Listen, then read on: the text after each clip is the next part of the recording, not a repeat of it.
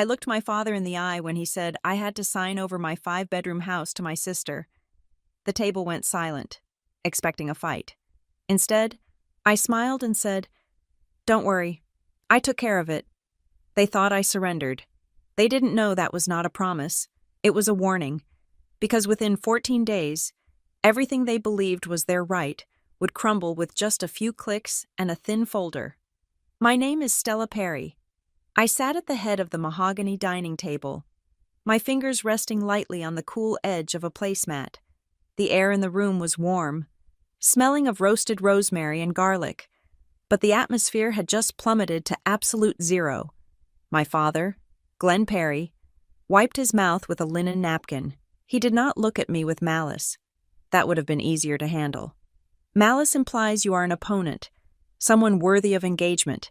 Instead, he looked at me with the mild, bureaucratic indifference of a zoning board chairman denying a permit. "Delaney needs your 5-bedroom house," he said. He did not ask. He did not suggest. He stated it, as if he were commenting on the weather or the need to clean the gutters.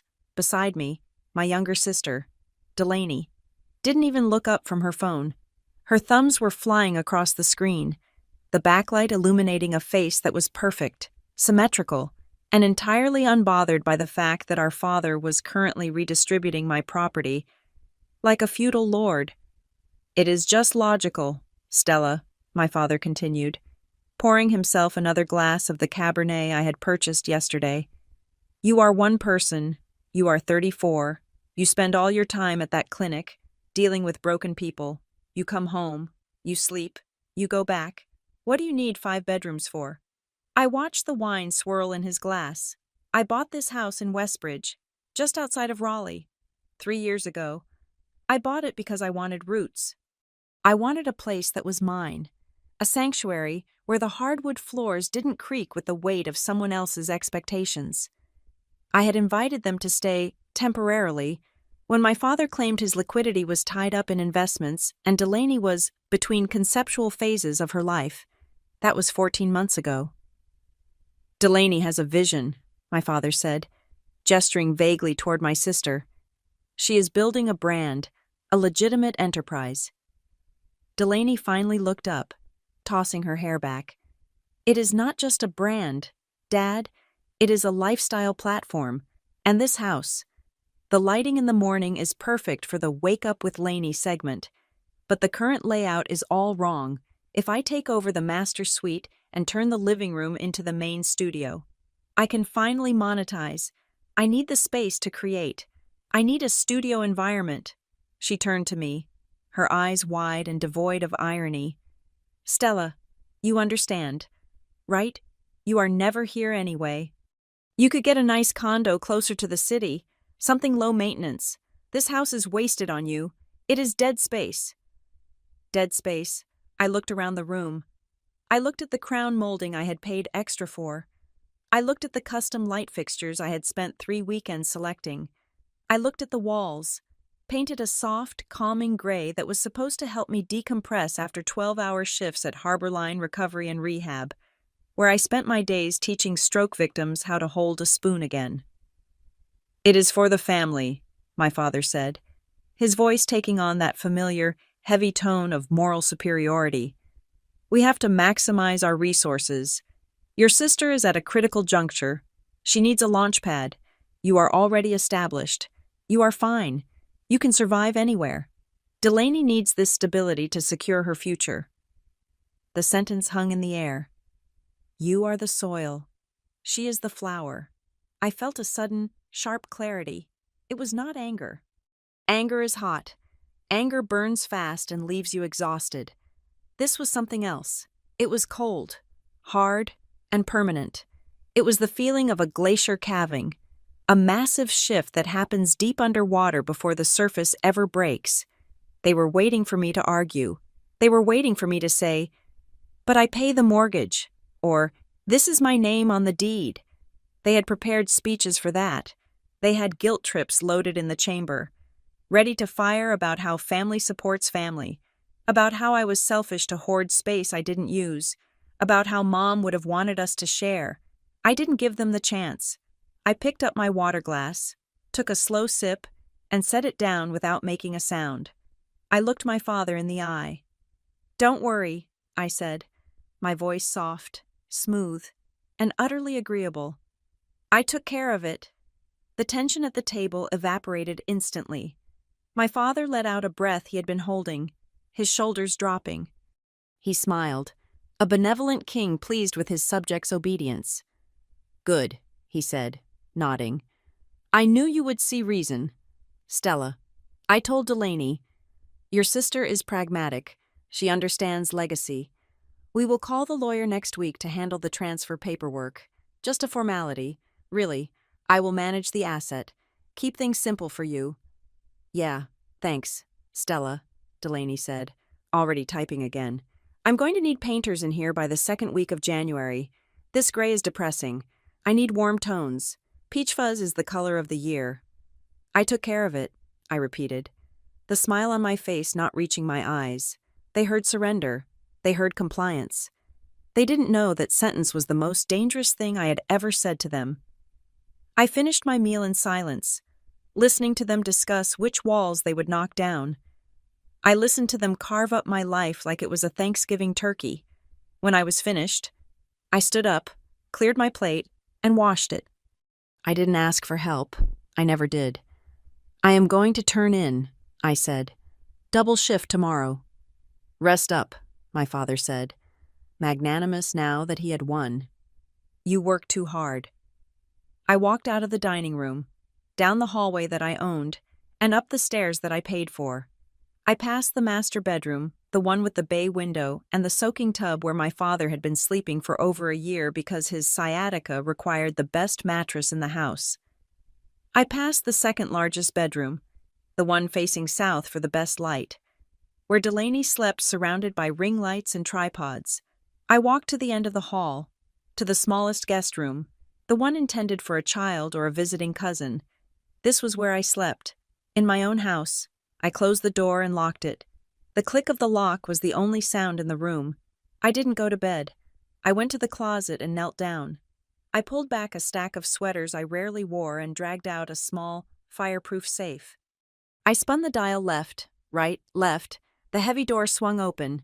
Inside lay the architecture of my life, the deed to the house at 412 Maple Drive, the original loan document signed in blue ink 3 years ago, my birth certificate, and at the bottom, a manila envelope I had hidden away 6 years ago. I touched the edge of that envelope, a reminder of a secret I had kept to protect the very man downstairs who was currently planning to evict me. I didn't open the envelope yet, not tonight. Tonight was about the immediate structure. I stood up and moved to the small desk in the corner. I opened my laptop. The screen glowed blue in the dark room, casting harsh shadows on my face. I logged into my primary bank account. The numbers filled the screen. I scrolled down, looking at the history. It was a hemorrhage of generosity. There was the mortgage payment, deducted on the first of every month, $2,800. There was the utility bill for the entire house. $450 last month. Delaney left the lights on all night for ambiance. There was the payment to my father's car insurance, $180. There was the payment to the credit card ending in 5590. Delaney's card. I had added it to my autopay 2 years ago when she was crying about a collection agency calling her. It was supposed to be for 3 months. I had been paying the minimum balance plus interest for 24 months. I clicked on the Details tab for that card. Last month's charges: Sephora, $300, Delta Airlines, $400, business expenses, she called them. I sat back in my chair, the hum of the computer fan the only sound in the room. For years, I had told myself this was love. This is what you do for family. You help, you lift. When you are the strong one, the capable one, you carry the load because you can. I told myself they appreciated it. I told myself they loved me for it. But as I stared at the transaction history, I realized the terrifying truth. They didn't hate me. Hate requires passion. Hate requires acknowledging the other person's existence. They didn't see me at all, to them. I was not a person with dreams, or fatigue, or a need for sanctuary. I was infrastructure. I was the bridge they drove over to get to where they wanted to go. I was the foundation that held up the floor they danced on. You don't thank a bridge. You don't love a foundation. You just expect it to be there. And when it cracks, you don't ask if it hurts. You just complain that the ride is bumpy. Stella is the steady one, my father always told relatives. Stella is low maintenance. I wasn't low maintenance. I was just maintaining everyone else. My father's words from dinner echoed in my head. Delaney needs your 5-bedroom house. He wasn't asking for a favor. He was managing an asset. And I was just the current property manager he was firing because he found a more deserving tenant. I leaned forward. My hand moved the mouse. The cursor hovered over the tab labeled Scheduled Payments Transfers. This was the nerve center. This was the control panel for the comfortable life they were living downstairs. Everything was set to automatic. It ran like a silent, well-oiled machine, ensuring the lights stayed on, the cars stayed insured, and the debts stayed quiet. I clicked. The list populated. Mortgage, autopay, Duke Energy, autopay, State Farm, insurance, Glen Perry, autopay, Visa. Ending in 5590, Delaney Perry, autopay, Verizon Wireless Family Plan, autopay. I stared at the mortgage payment. That was mine. That stayed. Then I moved the cursor down to the next line. State Farm Insurance. My father drove a 2-year-old sedan.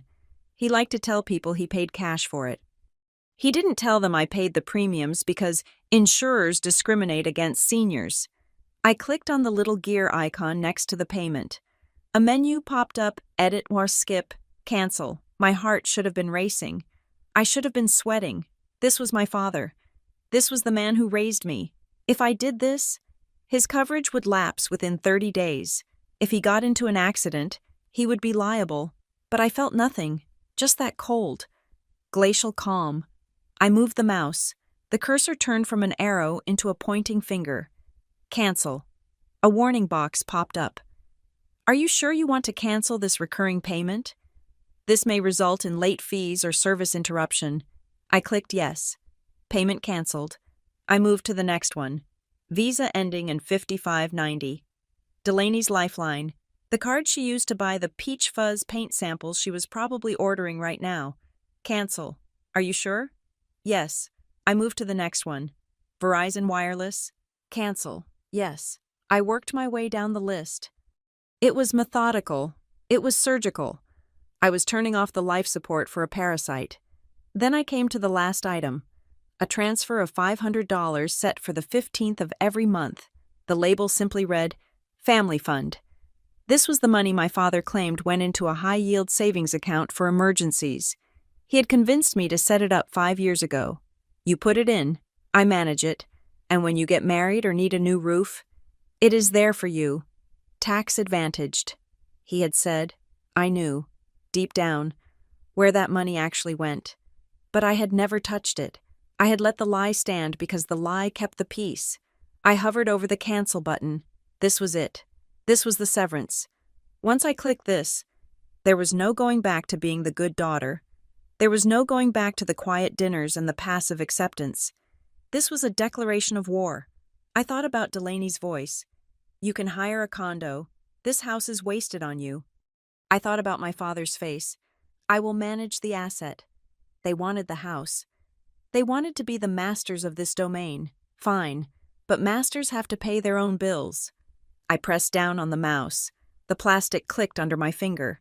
It was a small sound, barely audible in the quiet room, but to me, it sounded like the throw of a heavy switch. Cutting power to a city. Payment canceled. The screen refreshed. The list was empty, save for my mortgage. I sat there for a moment, watching the cursor blink. My hand was steady. My breathing was even. Downstairs, I could hear the faint murmur of the television. They were probably watching a movie, drinking my wine, planning the renovation of my home, completely unaware that the ground beneath them had just ceased to exist. I closed the laptop. I put the safe back in the closet. I turned off the light and lay down on the twin bed in the smallest room of my 5-bedroom house. Don't worry, I whispered into the darkness, repeating the promise I had made at dinner. I took care of it. For the first time in years, I fell asleep the moment my head hit the pillow. The smell of Harborline recovery and rehab was a specific cocktail of industrial lemon cleaner, stale coffee, and human struggle. It was a scent that had seeped into my pores over the last 8 years. I worked as a senior physical therapist, a job that required a strange duality of tenderness and brutality, every day.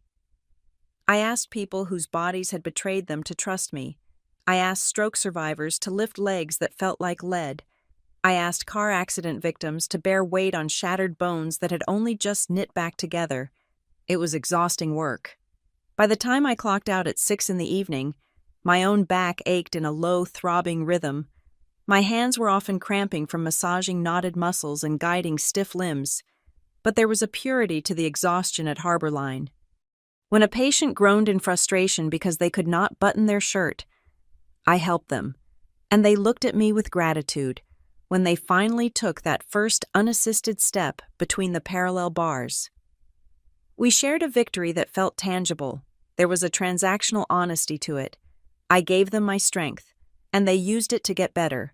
My family was the opposite. I gave them my strength, and they used it to stay exactly where they were. I drove home that night after the dinner, the silence of the car wrapping around me. The memory of my childhood often played out in my head like a film reel where the focus was always slightly off. Delaney was the star. She was the golden child, the one with the bright blue eyes and the laugh that could charm a wallet out of a stranger's pocket. She was chaotic, vibrant, and messy. My parents spent their lives running behind her with a dustpan and brush, sweeping up her broken promises and abandoned hobbies. I was the other one. I was Stella. I was the child who did her own laundry at 12, because Mom was too busy helping Delaney with a science project she had forgotten until the night before. I was the one who packed my own lunch. I was the one who never needed a curfew because I never did anything wrong. I was low maintenance. I was sensible. You would think being the good child would earn you love. It does not. It earns you neglect. When you are a cactus, people forget you need water just as much as the orchid. They just assume you will survive on the moisture in the air. Buying the house in Westbridge was supposed to be my declaration of self. I was 31. I had saved every bonus, every overtime check, eating ramen and driving a beat-up Honda Civic so I could afford the down payment. I wanted a place that was mine. I wanted a garden where I could plant things that would actually grow. I wanted 5 bedrooms not because I had a large family, but because I wanted the luxury of empty space. I wanted to walk into a room and hear nothing but my own breathing. The day I got the keys, I sat on the floor of the empty living room and cried. It was the first time I felt safe. That safety lasted exactly 4 months. It started with a phone call from my father. His voice was tight, clipped, the way it got when he was trying to sell a lie. He told me there had been a complication with his portfolio. A liquidity issue was the phrase he used. He made it sound like a global banking error, not personal mismanagement. He just needed a place to crash for a few weeks while the funds cleared. Just until the first of the month. Stella, he had said, I do not want to burden you. Then Delaney called 2 days later. Her lease was up, and her roommate was toxic, and she needed a place to store her things while she looked for a studio apartment in the city. I will be out in 3 weeks, she promised. I just need a landing pad. They moved in on the same Saturday. I remember watching them carry boxes into my pristine hallway. I felt a tightening in my chest, a primal instinct that I ignored, because good daughters do not turn their families away. The erosion of my boundaries was slow, like water dripping on a stone. First, it was the rooms. My father looked at the guest room on the ground floor and sighed, rubbing his lower back. He talked about his knees, his hips, the stairs. He looked at the master suite, my suite, with its walk-in shower and the soaking tub. It is just for a few weeks, he said. That tub would really help my inflammation. You are young. Stella, you can handle the stairs. So I moved my clothes out of the walk-in closet. I moved my toiletries off the double vanity. I gave him my room. Then came Delaney. She walked into the south-facing bedroom. the one with the beautiful bay window that caught the morning light. I had planned to turn it into a reading library. "The light in here is crucial for my content," she said, spinning around with her phone in her hand. "If I am going to launch this lifestyle channel, I need production value. The basement is too dark. This room is the only one that works." So I moved my books into boxes. Delaney painted the walls a bright, aggressive white and filled the space with ring lights, racks of clothes she had not paid for, and mirrors. I ended up in the smallest room at the end of the hall upstairs. It was a room meant for a nursery or a home office. It barely fit a queen-size bed. I lived out of a single closet while my father snored in my master's suite and my sister filmed "Get Ready With Me" videos in my library. The word temporary stretched and warped until it lost all meaning. Weeks turned into months. Months turned into a year, then 2, then 3. The financial bleed was subtle at first. It started with groceries. I would come home to a fridge full of organic kale, imported cheeses, and expensive wines that I did not drink. "I put it on your card," Delaney would say, not even looking up from her laptop. I left my wallet in the other bag. "I will Venmo you." The Venmo notifications never came. Then it was the utilities. My father liked the house warm in the winter 74 degrees. Delaney liked the air conditioning blasting in the summer. My electric bill tripled. When I brought it up, my father waved a hand dismissively. "We are a family, Stella. We share burdens. I am handling the big picture investments. Once the market corrects, I will settle up with you." Settling up became a mythological concept. Like Atlantis, the requests grew bolder. My father's car insurance premium came due. He slid the bill across the counter to me one morning while I was making coffee. "Cash flow is a little tight this week," he said. "Handle this for me. It is better for your credit score if the household bills are paid on time." He said it as if he were doing me a favor, as if allowing me to pay his insurance was a lesson in financial responsibility. He was graciously teaching me. Then there was the day I came home early from a shift because a patient had canceled. I walked into the kitchen and heard my father's voice coming from the backyard. He was talking to Mr. Henderson, our neighbor, a retired accountant who meticulously manicured his lawn. I stood by the screen door, hidden by the curtain. "It is a lovely property, Glenn," Mr. Henderson was saying. "You have done a lot with the landscaping." "Thank you," my father said. His voice was expansive, proud. "We wanted something with good bones. I told the girls, if we are going to invest, we invest in quality. I put the deed in Stella's name for tax purposes. You know how it is, estate planning, but it is the family seat, a legacy for both of them." I felt the blood drain from my face. The family seat, tax purposes. He wasn't just living in my house. He was rewriting the narrative of ownership. In his mind, my name on the deed was a technicality, a clerical quirk.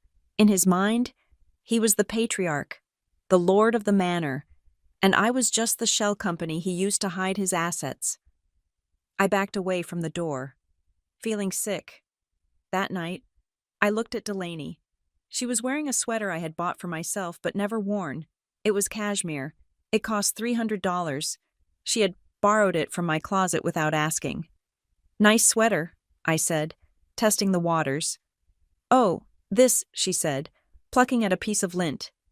"It is a little boxy, but it works for a cozy vibe. You should really buy more fitted things. Stella, you have no shape in this." She was criticizing the clothes she had stolen from me. I went to my room, my small, cramped room, and lay in the dark. I thought about the conversation I had with my father 2 years ago, right after they moved in.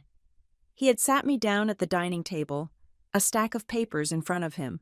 "Stella," he had said, putting on his reading glasses, "I have been looking at your accounts. You are letting too much cash sit idle. And this mortgage structure? It is inefficient." He had pushed a document toward me. It was a power of attorney. "You are a brilliant physical therapist, honey," he said. "But finance, that is a different beast. You just sign this, and I can manage the assets for you.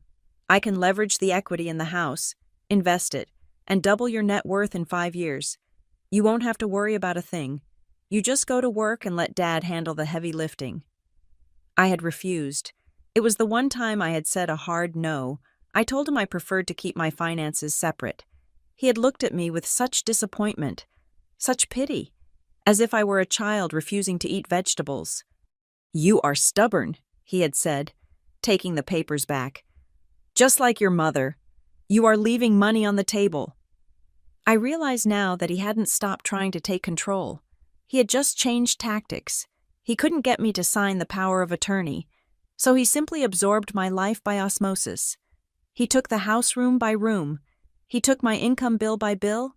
He took my authority conversation by conversation. I looked around the small bedroom.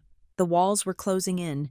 I had spent 8 years at Harborline teaching people how to stand on their own 2 feet. I taught them that pain was a signal, a warning that something was wrong. I had been ignoring my own signals for too long.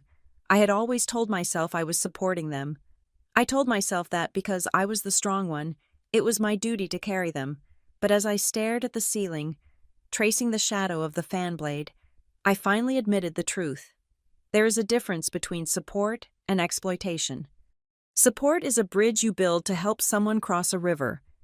Exploitation is when they build a house on your back and complain that you are not standing still enough. I wasn't their safety net. I was their host, and they were feeding on me with a hunger that would never be satisfied.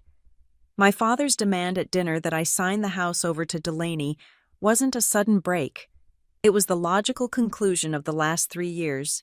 In his mind, it was already theirs. He was just asking me to formalize the theft. I rolled over and looked at the glowing numbers on my alarm clock. It was 2 a.m. My shift at Harborline started at 7. I would go there, and I would lift dead weight, and I would help people who actually wanted to get better. But when I came back, the locks would be the same, but the person opening them would be different. They thought they were dealing with Stella, the daughter who craved their approval. They didn't realize that Stella had died the moment my father claimed my house was his legacy. The woman who was left was something else entirely, and she was done paying the price for her own existence. The silence of the house at 3 a.m. was heavy, not peaceful. It was the kind of silence that amplifies the hum of the refrigerator and the settling of the floorboards until they sound like footsteps. I sat at my desk, the glow of my laptop screen cutting a harsh rectangle into the darkness. I was not sleeping. I was dissecting the corpse of my financial life. If you have ever peeled back the wallpaper in an old house, you know the feeling. You expect to find plaster, maybe a crack or two. Instead, you find rot. You find mold that has been spreading in the dark, eating the structure from the inside out while the surface looked perfectly fine. That is what I was doing. I was peeling back the wallpaper. I had already canceled the automatic payments for the obvious things: the insurance, the phone, the known credit card. But the unease that had started at the dinner table had not dissipated. It had hardened into a cold, sharp knot in my stomach. I opened a fresh spreadsheet. I needed to see it all in one place. I needed to visualize the system my father had built around me. I typed out the headers: mortgage, utilities, insurance, groceries, miscellaneous. Then I started logging the transactions from the last 12 months. The mortgage was $2,800 a month. That was the beam holding the roof up. I paid that. The utilities averaged $450. I paid that. The food bill was astronomical. Last month alone, the household had consumed $1,200 in groceries. I lived on salads and coffee. Delaney and my father were eating ribeyes and importing specialized mineral water. I paid that. But as I combed through the bank statements, scrolling line by line, my eyes caught something repetitive. It was a transaction labeled GBS Auto Draft. It was for $315. It happened on the 18th of every month. For 3 years, I had assumed GBS stood for General Bayside Sanitation, or some municipal fee I had forgotten about. I had never questioned it. That was my fatal flaw. I had trusted the labels my father gave things. I opened a new browser tab and searched for the merchant code. It was not sanitation.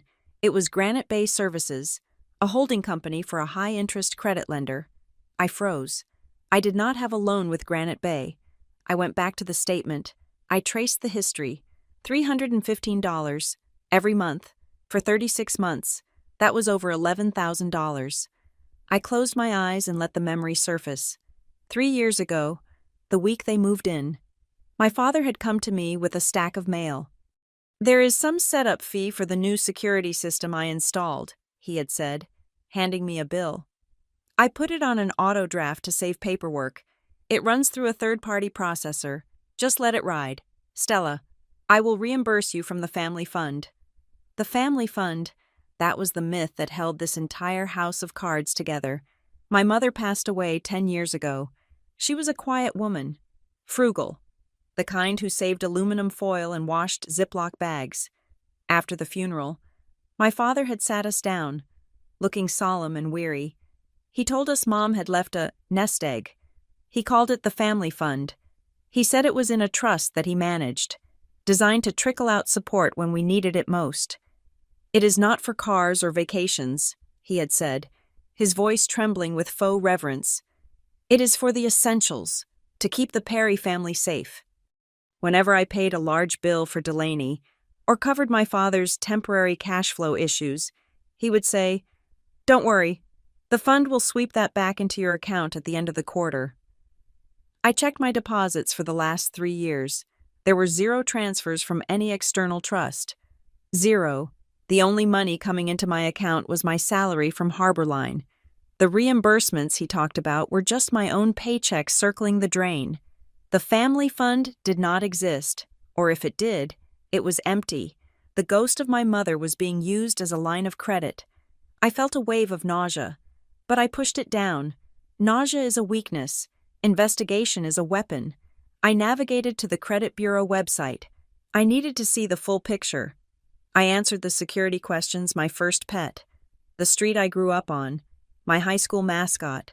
The screen loaded, a little wheel spinning for what felt like an eternity. My credit score popped up 780.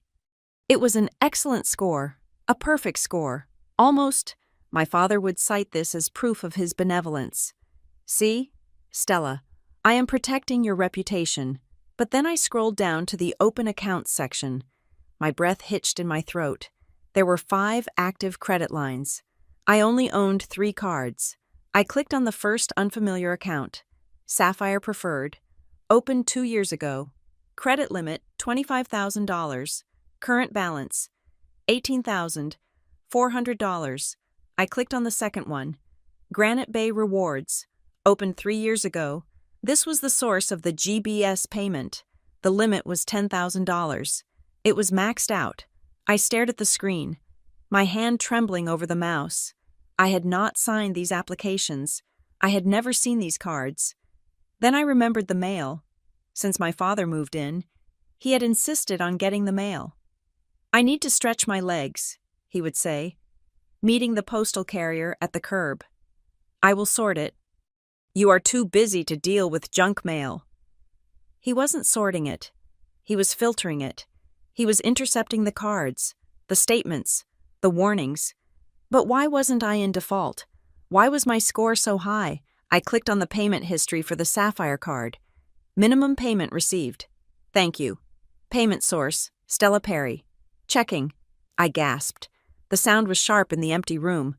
He had set up the auto pay for the fraudulent cards using my own bank account. He had buried the transactions in the sea of household bills he urged me to automate. When he told me to just pay the total on the utility cluster, he was including the minimum payments on the debts he had racked up in my name. I was paying for the privilege of being robbed. I stood up and paced the small room. My hands were shaking, not from fear, but from a rage so pure it felt like clarity. It wasn't just greed. It was improved, streamlined efficiency. My father had turned me into a self-cleaning resource. He stole my identity to get credit, used my money to pay the interest so the credit remained good, and then used that good credit to borrow more. It was a perpetual motion machine of exploitation, and I was the engine. I walked to the door of my room and opened it a crack. The hallway was dark. I could hear the rhythmic snoring from the master bedroom, my bedroom. He was sleeping soundly. Of course he was. He had no worries. He had a daughter who functioned as a living, breathing ATM. I heard a noise from the other end of the hall, a door creaking. I went still. Delaney walked out of the bathroom. She was wearing silk pajamas and holding her phone, the screen lighting up her face. She wasn't looking where she was going. She knew the path by heart. She dialed a number and put the phone to her ear, leaning against the door frame of the room she had stolen from me. "No, listen," she whispered. Her voice was excited, breathless. "It is happening next week, Tuesday." I held my breath. "Yeah, the 5-bedroom," she continued. "I know it is perfect for the studio. Dad is handling the transfer. He said Stella is totally on board. She is practically begging to give it to me. She knows she does not fit the vibe here." She laughed. It was a cruel, dismissive sound. "No, I do not have to buy her out," Delaney said. "Dad says we are just doing a deed transfer. Gift of equity or something. He is working the angles. I will own it free and clear by the 1st of February. We can start the demo on the living room wall immediately." She paused, listening to the person on the other end. Delaney scoffed. "She will just get an apartment. She is never home anyway. Honestly, we are doing her a favor. She is drowning in this place. She needs something smaller, like a shoebox." She laughed again, pushed off the doorframe, and disappeared back into her room. I stood in the dark for a long time. She will own it free and clear. We are doing her a favor. They truly believed it. That was the most terrifying part. They had rewritten reality so thoroughly that in their version of the story, they were the heroes saving me from the burden of my own success. They weren't stealing. They were reallocating resources. They weren't parasites. They were visionaries. I went back to my desk. I didn't cry. I didn't scream. I didn't go down the hall and shake them awake. Instead, I opened a folder on my laptop and named it Evidence. I downloaded the bank statements. I downloaded the credit report. I took screenshots of the transaction histories. I found the emails where my father had generously offered to handle the bills. I traced the IP addresses of the logins for the credit card accounts. They all originated from this house, from devices named Glenn's iPad and Laney's MacBook. The next morning, the kitchen was bright and cheerful. My father was brewing coffee, the smell of dark roast filling the air. He looked rested, paternal. "Morning, honey," he said, pouring me a cup. "Sleep well." "Fine," I said. I took the cup. I didn't drink it.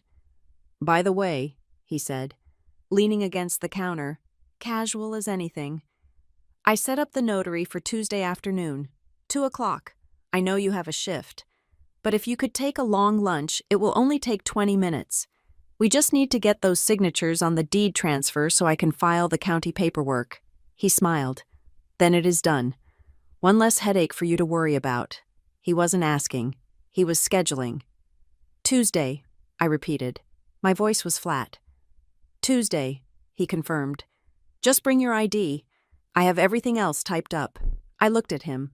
I looked at the man who had taught me to ride a bike. I looked at the man who had forged my financial death warrant and called it love. "Okay," I said. "I will be there." He clapped his hands together. "Excellent. That is my girl. Always practical." He turned back to the stove to make eggs for Delaney. I walked out of the kitchen. I walked out of the house. I got into my car and drove to work. But I didn't go to the clinic immediately. I pulled into the parking lot of a frantic office supply store. I bought a fresh printer cartridge and 3 reams of paper. They wanted a signature. I would give them paper. I realized then that screaming at them would be useless. If I screamed, they would call me hysterical. They would tell the neighbors I was having a breakdown. They would gaslight me until I doubted my own name. No, you do not fight a system with emotion. You fight a system with bureaucracy. You fight it with records, with timestamps, with audits. My father thought I was a signing pen. He thought I was an instrument he could pick up and use to write his own fortune. He was right about one thing. I was going to write something, but it wasn't going to be a check. It was going to be an eviction notice, and I was going to write it in the language he feared most, the truth, notarized and in triplicate. The deadline was not written on a calendar, but it hung in the air of my house like the smell of ozone before a lightning strike. New Year's week, that was the finish line my father had drawn in the sand. We need to have the title transfer finalized before the first of the year. My father told me over breakfast on Wednesday. He did not look up from his tablet. It is a tax thing. New fiscal year. Fresh start. I do not want this dragging into January. He spoke with the crisp authority of a CEO addressing a subordinate, not a father asking his daughter to give away a $500,000 asset. The notary is ready, he continued, scrolling through a news feed. Delaney is ready. We are just waiting on you to get your ducks in a row. I buttered my toast, the knife scraping loudly against the crust. I am working on it, I said. These things take time. You do not have time, he snapped, his voice dropping an octave. He finally looked at me, and his eyes were hard. You are dragging your feet. Stella, I can feel it. Do not be difficult. This is for the family. The word family used to mean safety to me. Now, it sounded like a threat. By Thursday, the invasion had moved from paperwork to physical reality. I came home from a 10-hour shift at Harbor Line, my feet aching, to find a white van parked in my driveway. It blocked the garage, forcing me to park on the street. The side of the van read, "Luminous Interiors, Lighting and Design." I walked into the house and stopped dead in the foyer. There were men in my living room. 2 of them, wearing coveralls, were standing on ladders, measuring the ceiling height. Delaney was standing in the center of the room, directing them with the sweeping gestures of a visionary director. No, the track lighting needs to run parallel to the window, she was saying. I need the shadows to fall behind me, not across my face, and we need to rip out these sconces. They are too suburban. Those sconces were hand-blown glass. I had bought them on a trip to Asheville 3 years ago. Delaney, I said, my voice cutting through the noise. She turned, not startled, but annoyed. Oh, hey, you are home early. Who are these people? I asked, dropping my bag on the console table. Lighting guys, she said, turning back to the workman. Ignore her. She just lives here. Anyway, can we do a dimmer switch that connects to Alexa? I need voice control for the mood.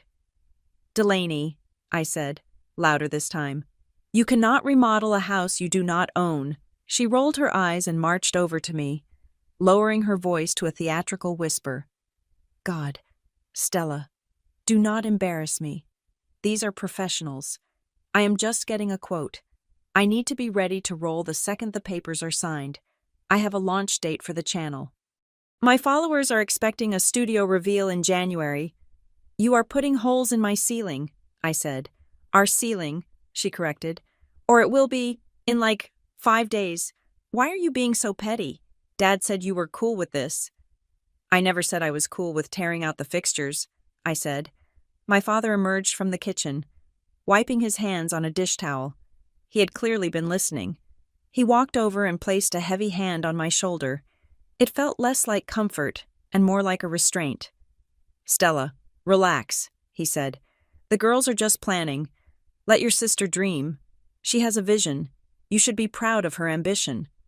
I am not stopping her ambition, I said, stepping out from under his hand. I am stopping her from drilling into the drywall of a house that is legally mine. My father's face darkened. The benevolent patriarch mask slipped, revealing the bully underneath. You are being selfish, he hissed. Look at you. You have a career. You have stability. You have this big, empty space that you do nothing with. Your sister is trying to build something. She is trying to create a future, and you are worried about some drywall. Where is your heart? It is not about the drywall, Dad, I said. It is about respect. Respect is earned, he countered coldly.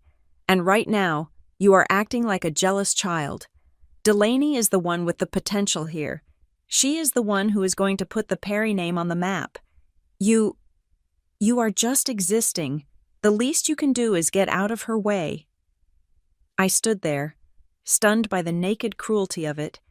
You are just existing, Delaney chimed in. sensing the shift in power. Seriously, Stella, you are rich. You make, what, 80,000 a year? You can afford to go anywhere. You could get a cute loft downtown. You could travel. Why do you want to stay here in the suburbs with us anyway? It is weird. You are 34. You should be independent. The irony was so thick I could taste it like metal. They were telling me I should be independent while standing in the house I bought, eating the food I paid for, wearing clothes purchased with my credit cards. I am independent, I said quietly. Then prove it, my father said. Sign the papers. Move out. Let your sister have her turn. I looked at them. I looked at the contractors on the ladders, who were awkwardly pretending not to hear the domestic dispute. I realized then that there was no reasoning with them. They had built a fortress of entitlement so high that logic could not scale it. If I said no, I wasn't just asserting my rights. I was destroying their fantasy. I would be the villain. I would be the evil sister who crushed Delaney's dreams and disrespected her aging father. They were banking on my guilt. They were banking on the fact that for 30 years, I had always chosen to be the good girl rather than the right girl. I took a deep breath. I forced my shoulders to drop. I forced the tension out of my jaw. Fine, I said. I am sorry. It has been a long week. My father smiled. It was a victory smile. That is better. We are all stressed. Go upstairs. Take a bath. Let Delaney handle the creatives. I walked up the stairs. Halfway up, I saw a package leaning against the wall in the hallway. It was a large, flat cardboard box. The shipping label was addressed to Delaney Perry. I couldn't help myself. I peeked at the packing slip stuck to the side. Item custom acrylic signage. Neon pink. Text, the Delaney Daylight Studio. Price $800. Payment method Visa, ending in 4421. I didn't recognize the card number. It wasn't mine. It wasn't one of the fraudulent ones I had found yet. It was new. They were opening more accounts. They were accelerating. I went to my room and locked the door. I didn't take a bath. I sat on the edge of the bed and stared at the closet where my safe was hidden. An hour later, there was a knock on my door. Stella. It was my father. I opened the door. He was standing there with a glass of wine, my wine in his hand. He looked casual, but his eyes were scanning the room. I was thinking, he said, stepping inside without waiting for an invitation. With all the moving parts next week, the notary, the lawyers, the movers, things are going to get chaotic. I suppose so, I said. I want to make sure the important documents are secure, he said. The deed, the original loan papers, your birth certificate. We cannot afford to misplace anything during the shuffle. He paused, taking a sip of wine. Give me the key to your safe, he said. It wasn't a question. I have it handled. Dad, I said, keeping my voice level. Stella, he said, his tone warning. Do not start this again. You are disorganized. I have seen your office. Papers everywhere. I have a filing system downstairs in the master. I want to consolidate everything tonight so we are ready for Tuesday. I do not want to be hunting for the deed 10 minutes before the notary arrives. He held out his hand, palm up, expectant. I am doing this for you, he added, to keep you safe. You know how you get when you are stressed. You lose things. I looked at his hand. It was the hand that had held mine when I crossed the street as a child. Now it was a claw, reaching for the last scrap of leverage I had. If I refused, he would know I was fighting back. If I refused, the war would start tonight, before I was ready, before I had the legal framework in place. But if I gave him the key, he would open the safe. He would find the manila envelope, the envelope I had hidden 6 years ago, the envelope that contained the proof of his first betrayal, the one he thought was buried forever. My heart hammered against my ribs. I had to think fast. I do not have the key on me, I lied. I left it at work, in my locker. His eyes narrowed. You left the key to your home safe at a rehab clinic. I keep it on my work lanyard, I said, improvising. So I do not lose it, like you said. I can be disorganized. He stared at me for a long, long second, searching for the lie. I held his gaze. I made my face a mask of exhaustion and stupidity. See, Dad, I am just the dumb, tired daughter. Fine, he said, lowering his hand. Bring it home tomorrow. First thing, I want those papers on my desk by Friday night. Okay, I said. I will bring it tomorrow. Do not forget, he said. This is happening. Stella, with or without your cooperation. But it is a hell of a lot easier if you just cooperate.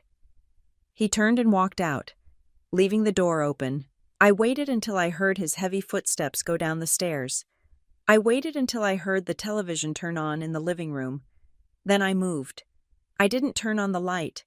I worked by the glow of the street lamp outside the window. I pulled the safe out of the closet. My hands were trembling, but not with fear anymore, with adrenaline. I spun the dial. The door clicked open. I didn't take just the papers. I took everything. The deed, the loan documents, the passport, the birth certificate, and the envelope. I shoved them into my work backpack. I stuffed gym clothes on top of them to hide the bulk. Then I locked the safe again and put it back in the closet. It was empty now. A hollow metal box waiting for a thief. I grabbed a second bag. I packed my jewelry, the few pieces that had belonged to my grandmother, the ones Delaney hadn't borrowed yet because she thought they were old-fashioned. I packed my hard drive with my photo backups. I packed the physical copies of the bank statements I had printed yesterday. I looked around the room. It was the room of a guest. There was nothing left on the surfaces that mattered. I put on my coat. I grabbed my car keys. I walked downstairs. "Where are you going?" Delaney asked from the couch. She was flipping through a paint fan deck. "Pharmacy," I said without stopping. "Migraine. Pick me up some sparkling water," she called out. "The lime kind." "Sure," I said. I walked out the door, into the cold December air. I drove 3 towns over. I didn't go to the pharmacy. I went to a 24-hour self-storage facility in an industrial park near the airport. It was a bleak, concrete place surrounded by barbed wire. But to me, it looked like a sanctuary. I rented the smallest unit they had, a 5x5 locker. I paid in cash. I walked down the fluorescent-lit hallway, the echo of my boots sharp on the concrete. I opened Unit 402. It was empty, smelling of dust and dry air. I placed my backpack and the bag of valuables in the center of the floor. I stood there for a moment, looking at them. My identity, my history, my ownership. It was all here now, under a padlock only I controlled. I felt a strange lightness in my chest. For the first time in 3 years, my father did not know where my life was. He thought it was in a metal box in his guest room, waiting for him to seize it. He was wrong. I drove back to Westbridge. On the way, I made a phone call.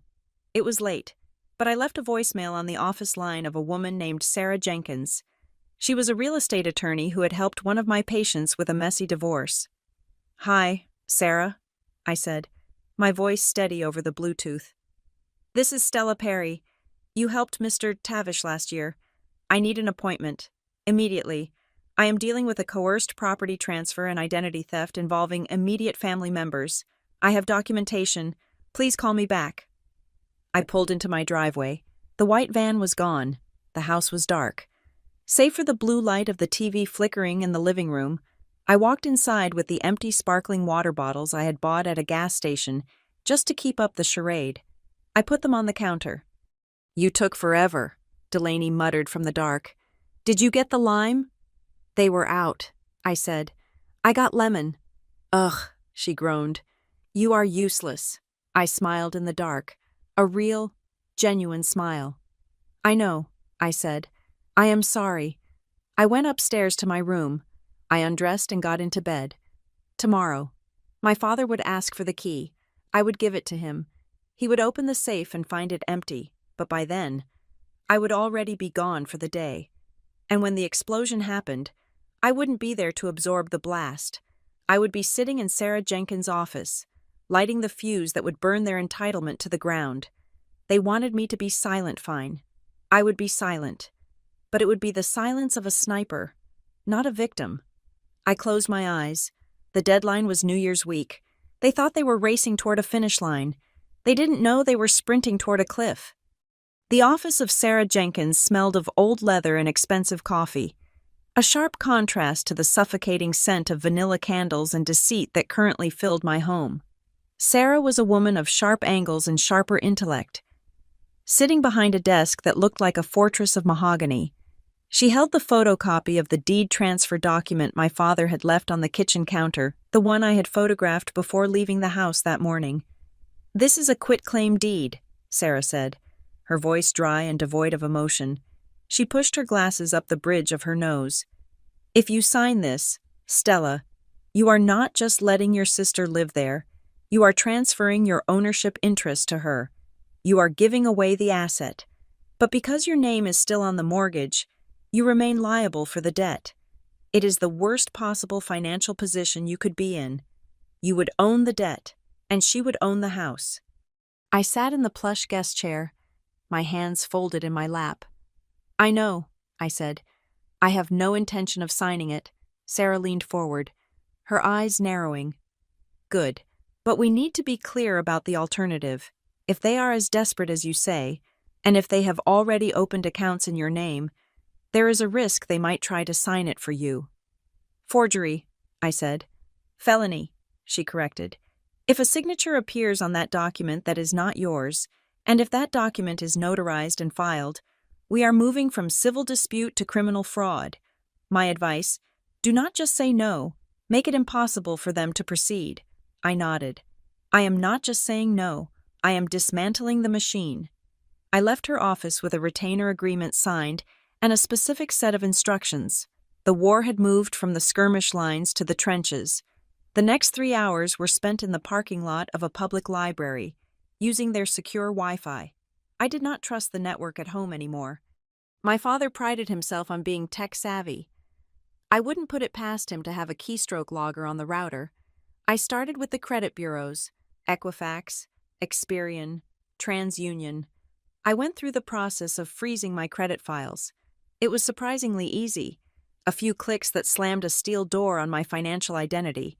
I set up a PIN for each one, a random string of numbers that had no connection to my birthday, my social security number, or any date my family would know. Credit freeze active. No new accounts could be opened. No loans could be taken out. If my father tried to apply for another credit card in my name to fund Delaney's studio launch, he would hit a digital brick wall. Next, I went to a bank I had never used before. It was a regional credit union. Small and unpretentious. I walked in and opened a checking account. I deposited $2,000 cash I had withdrawn earlier from my main account. "Would you like to order checks?" the teller asked. "No," I said. "Just a debit card. And I need to set up online banking with two-factor authentication linked to a new email address." I was rerouting the plumbing. My paycheck from Harborline was set to direct deposit into my old account at Chase. I logged into my employee portal at work and changed the destination.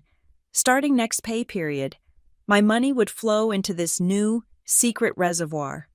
The old account, the one my father had access to, the one he treated as the family fund, would soon run dry. I sat in my car afterwards, watching the traffic flow by. I felt like a ghost haunting my own life. I was severing ties, one by one, cutting the invisible cords that bound me to them.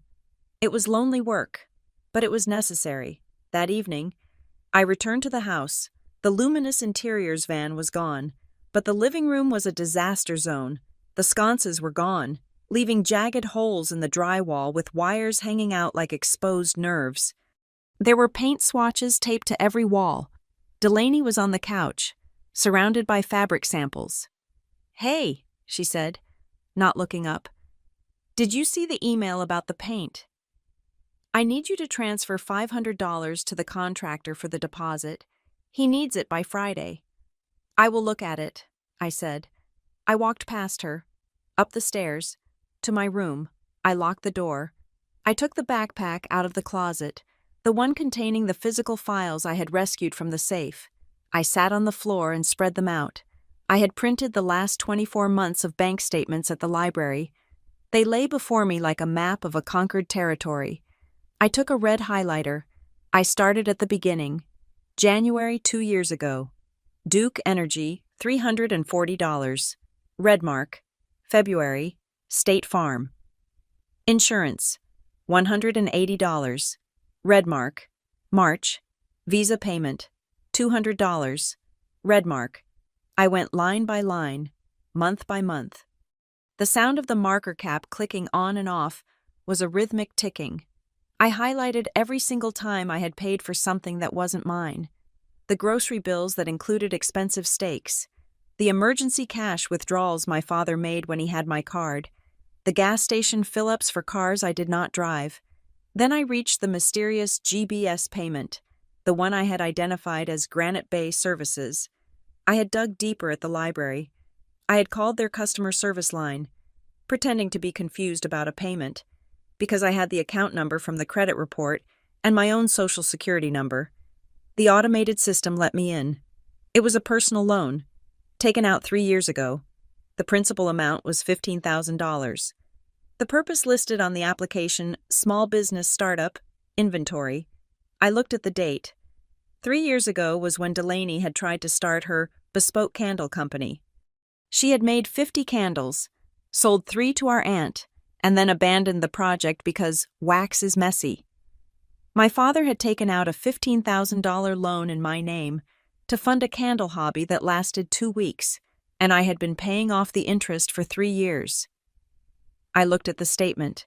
The balance was still $14,000.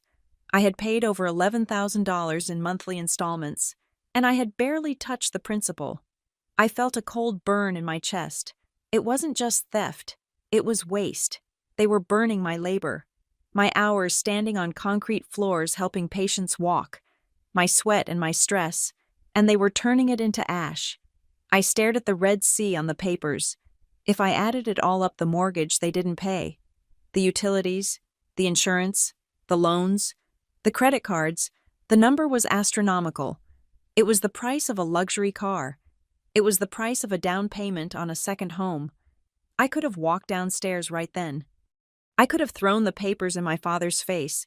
I could have screamed that I knew about the candle loan, about the credit cards, about the lies, but I stopped myself. If I screamed now, they would scramble. My father would come up with a story. He would say it was a misunderstanding, a clerical error, a surprise investment he was planning to tell me about. He would gaslight me. He would use my anger to paint me as unstable. Delaney would cry and say I was ruining her creative process. No, anger is a flare. It burns bright and dies out. Revenge is a slow-setting concrete.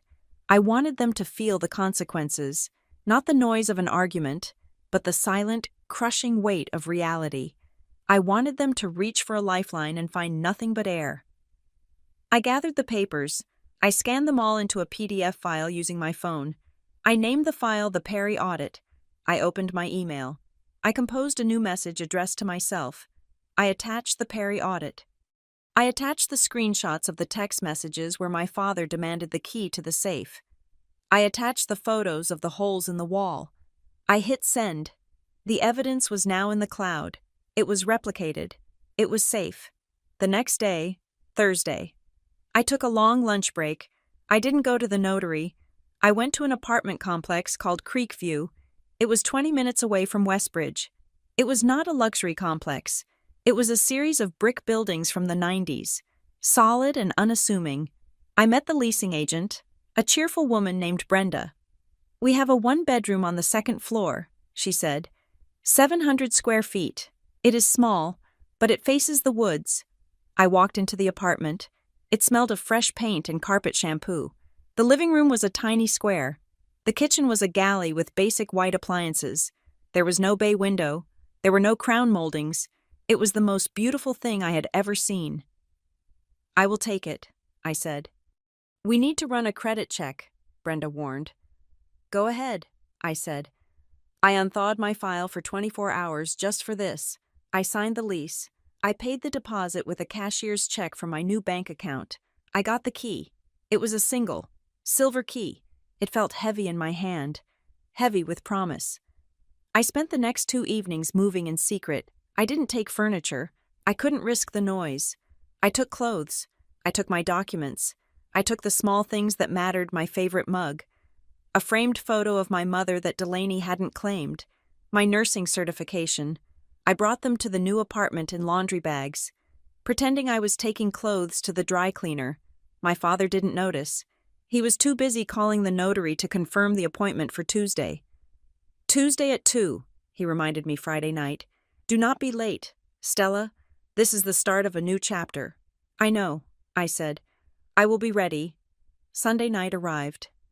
The night before the beginning of the end, the house was quiet.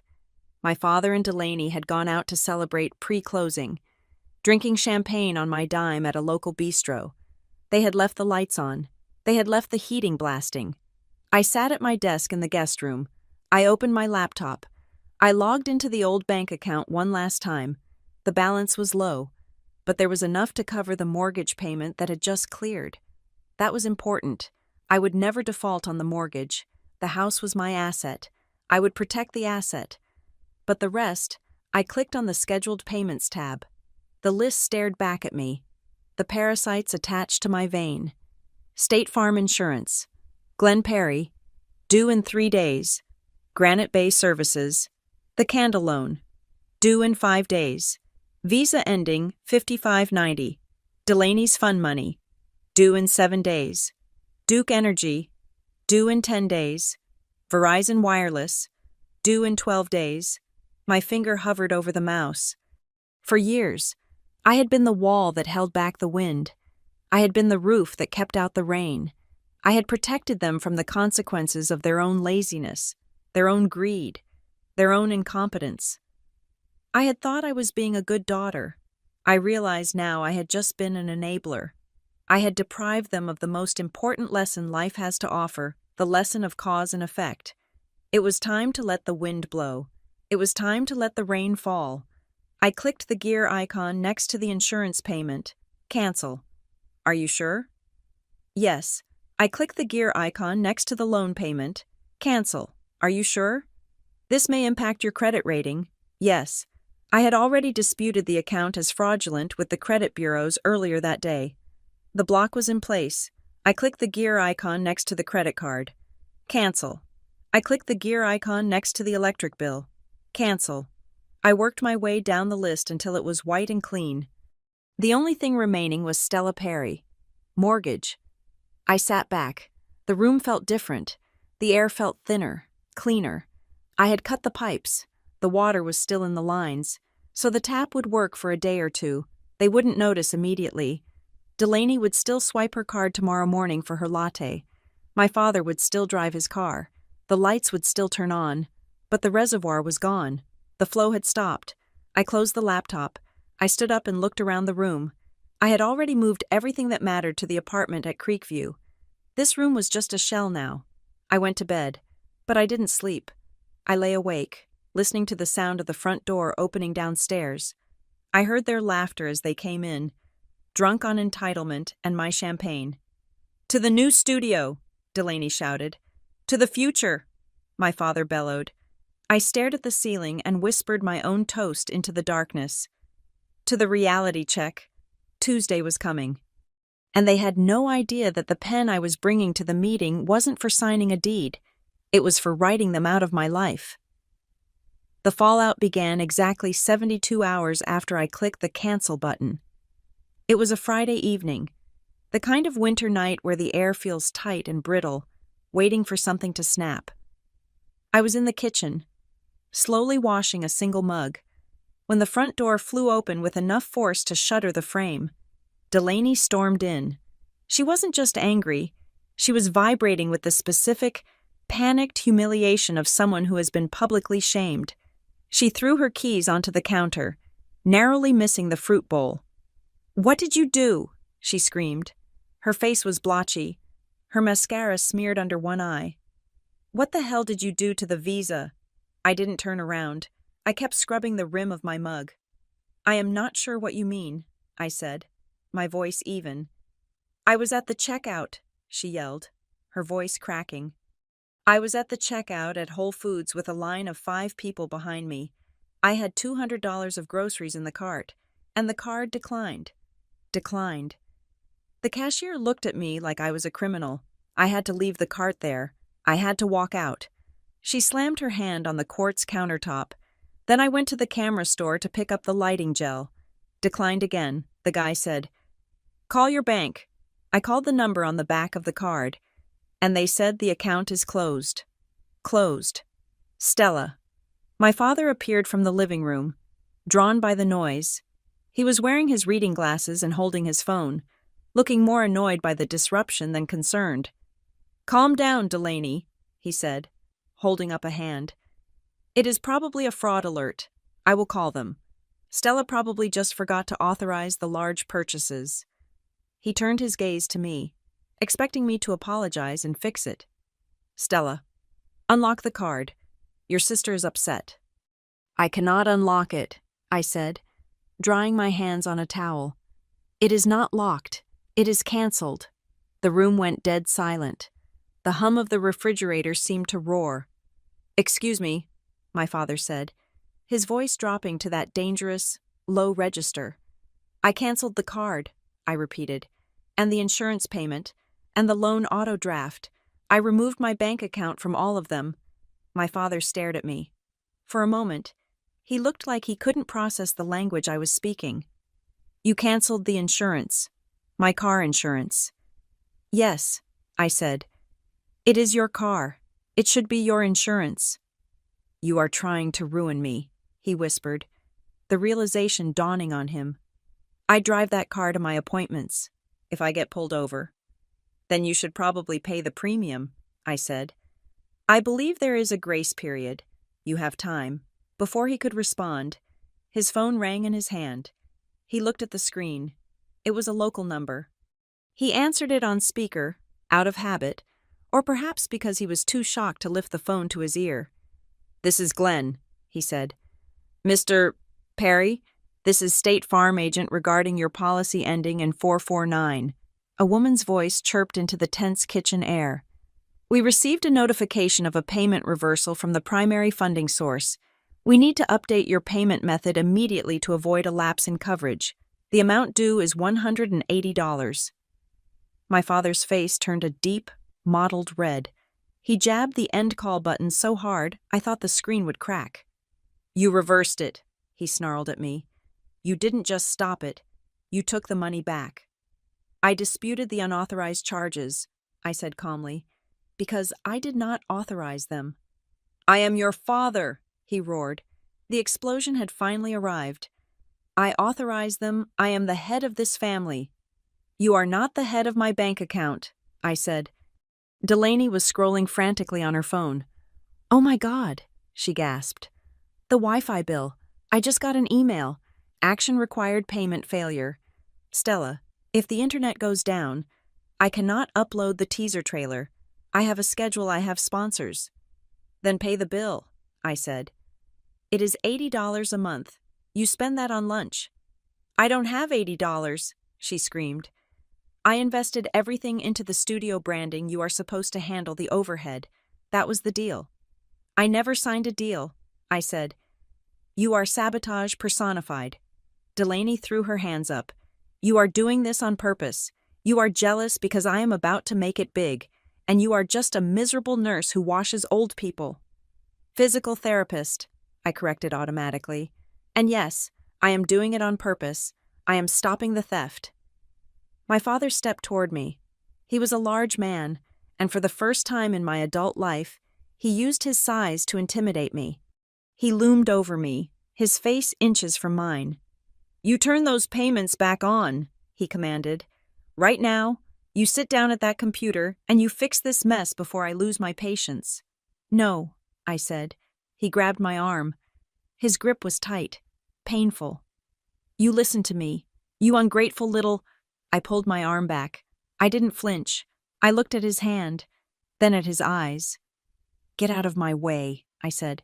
He stepped back. Not because he was afraid of me physically, but because he saw something in my eyes he hadn't seen before.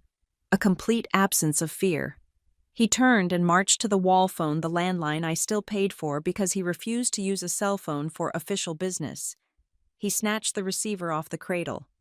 "I am calling the police," he spat. This is elder abuse. You are financially abusing a senior citizen. You are endangering my welfare by cutting off my transport and my medical access. Let's see how your licensing board likes a police report on your record."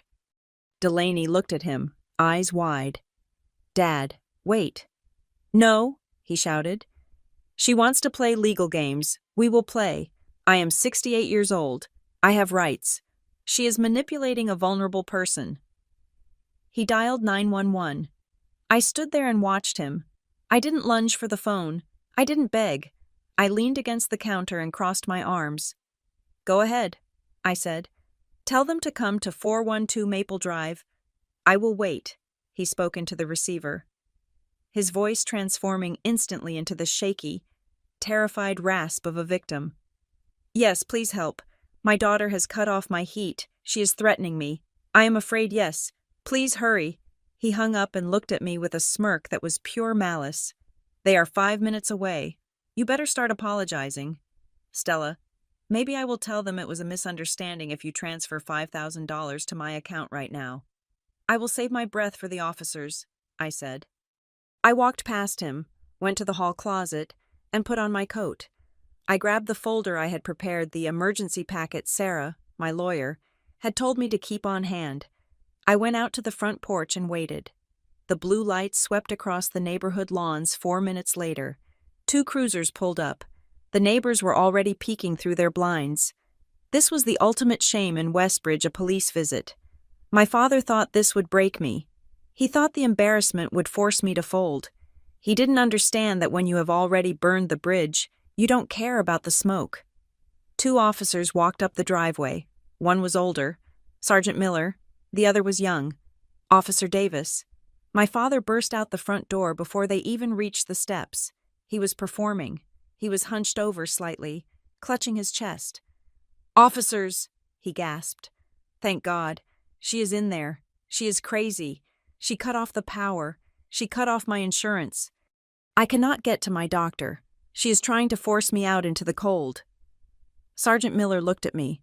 I was standing calmly on the top step, holding my folder. "Ma'am," Miller asked, "is this your father?" "Yes," I said. "This is Glenn Perry." "Is he in immediate danger?" Miller asked. "Did you cut off the power to the home?" "The power is on," I said, pointing to the glowing porch light and the warm windows. "The heat is set to 70 degrees. There is food in the fridge. The water is running." Miller looked at the house, then back at my father. "Sir, you said the power was cut." "She cut the payments," my father sputtered, straightening up, forgetting his act for a second. "She canceled the auto pay on the bills. She canceled my car insurance. That is financial violence." I stepped forward and handed Sergeant Miller the folder. "Officer," I said clearly, "I am the sole owner of this property. Here is the deed. Here is my identification. These 2 people, my father and my sister, are guests in my home. They do not pay rent. They do not contribute to utilities. For 3 years, I have voluntarily paid their personal bills as a kindness. Yesterday, I stopped paying their personal bills. I did not evict them. I did not turn off the utilities to the house. I am still paying those. I simply stopped paying for his car and her credit card." Officer Davis shone his flashlight on the deed. He looked at the bank statements I had included, showing the years of payments. "This is a civil matter," Miller said, handing the folder back to me. He looked at my father with a distinct lack of sympathy. "Sir, your daughter is not required by law to pay your car insurance. That is not elder abuse. That is that is life. She is doing it to intimidate me," my father yelled. "She is trying to coerce me." "It sounds like she is just balancing her checkbook, sir," Miller said dryly. "Unless there is a threat of physical violence, we cannot do anything here. You have heat, you have water, you have access to the dwelling." "Yes, but—" "Then have a good night," Miller said. He turned to me. "Ma'am, if you want them removed, you will need to go through the formal eviction process given how long they have lived here. We cannot kick them out tonight, but neither can we force you to pay their bills." "I understand," I said. I have a lawyer handling the next steps. Good luck, Miller said. He tipped his hat and walked back to the cruiser. My father stood on the lawn, illuminated by the departing taillights. He looked small. The performance had failed. The audience had walked out. He turned to me, his face twisted in hate. You humiliated us. You called them, I said. I just answered their questions. I walked back inside. Delaney was sitting on the stairs, crying.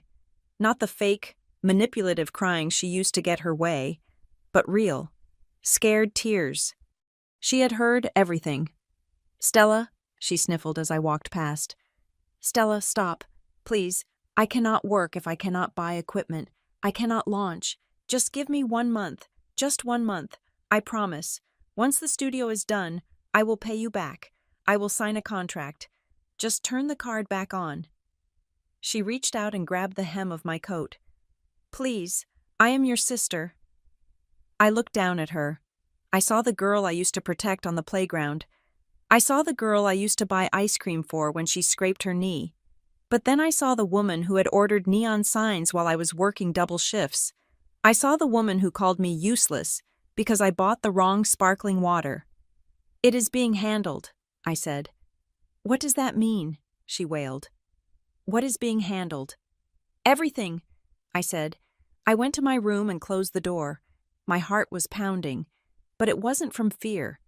It was from the exertion of holding up a mirror to people who had never looked at themselves in their lives. I sat down at my desk and opened my laptop to check my email. I wanted to see if Sarah had sent over the draft for the cease and desist order for the defamation I knew was coming next. There was no email from Sarah, but there was an email from the fraud department of Granite Bay Credit Union. Subject urgent. Verification required for supplemental mortgage application. I froze. I clicked it open. Dear Ms. Perry, we have received your application for a home equity line of credit HELOC in the amount of $150,000, secured by the property at 412 Maple Drive. Before we can proceed to closing, we require a secondary verification of your income documents, as the W-2s submitted appear to be from a self-employment entity rather than Harborline Rehab. I stared at the screen. The timestamp showed the application had been submitted 4 hours ago. While I was driving home, while they were drinking champagne, they hadn't just planned to have me sign the deed on Tuesday. They had already applied for a loan against the equity of the house. They were going to strip the value out of the property the second they tricked me into signing it over, or perhaps they were trying to do it before the transfer, forging my name to get the cash now. And they had listed self-employment income, Delaney's non-existent studio income. They were using my house to launder her fantasy into cash. My father's words from the lawn echoed in my head. You better start apologizing. He wasn't desperate. He was actively criminal. I picked up my phone. I didn't call my father. I didn't call Delaney. I took a screenshot of the email and forwarded it to Sarah with 3 words in the subject line.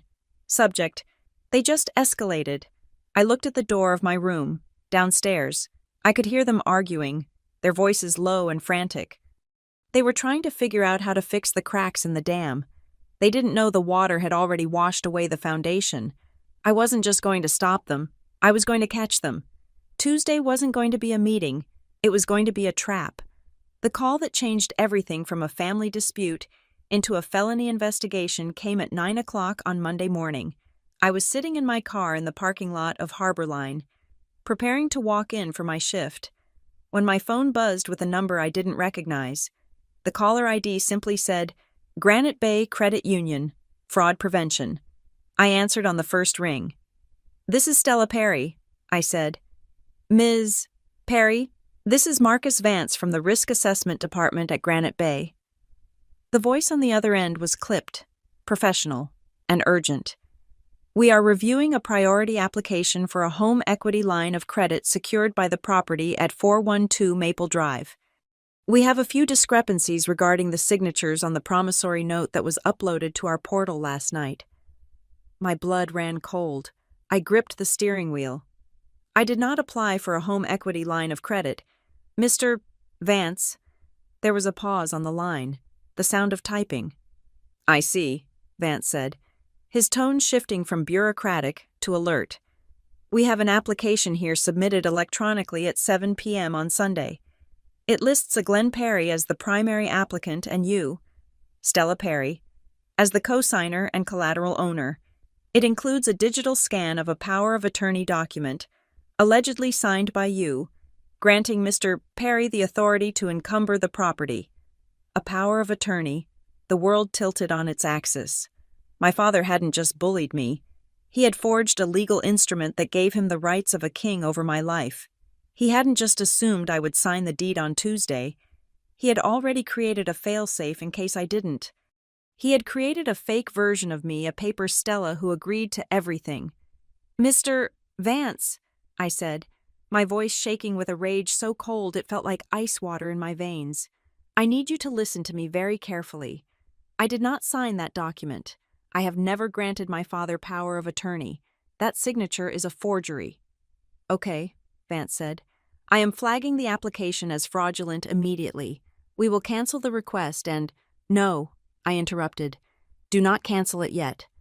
Ma'am, if you cancel it now, he will get an automated email saying it was declined." I said, "He will know I caught him. He will panic and destroy the evidence. I need you to keep the application in pending review status for 3 more hours. Ms. Perry, I cannot knowingly process a fraudulent loan," Vance argued. "I am not asking you to process it," I said. "I am asking you to pause. I have a meeting with him and a notary at 2 o'clock this afternoon. He thinks we are just signing a deed transfer.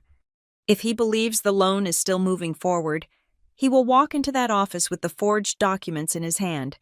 I need him to produce them in front of a witness." Vance was silent for a long moment. He was a banker, not a detective, but he understood the game. "I can hold the file for 24 hours pending additional signature verification," Vance said. "But Ms. Perry, if that power of attorney is notarized, you have a very serious problem. It means a notary public has either been duped or is complicit." "Send me the file," I said. "Send me everything he uploaded." 5 minutes later, the PDF arrived in my inbox. I opened it on my phone. There it was, a request for $150,000. The stated purpose of the loan: commercial investment. Luminous Interiors, LLC. I scrolled down to the breakdown. $100,000 was designated for studio construction and equipment. $50,000 was designated for management fees payable to Glenn Perry. They were not just kicking me out, they were stripping the house to the studs financially. They were going to take the equity I had built over 3 years of double shifts and pour it into Delaney's vanity project and my father's pocket.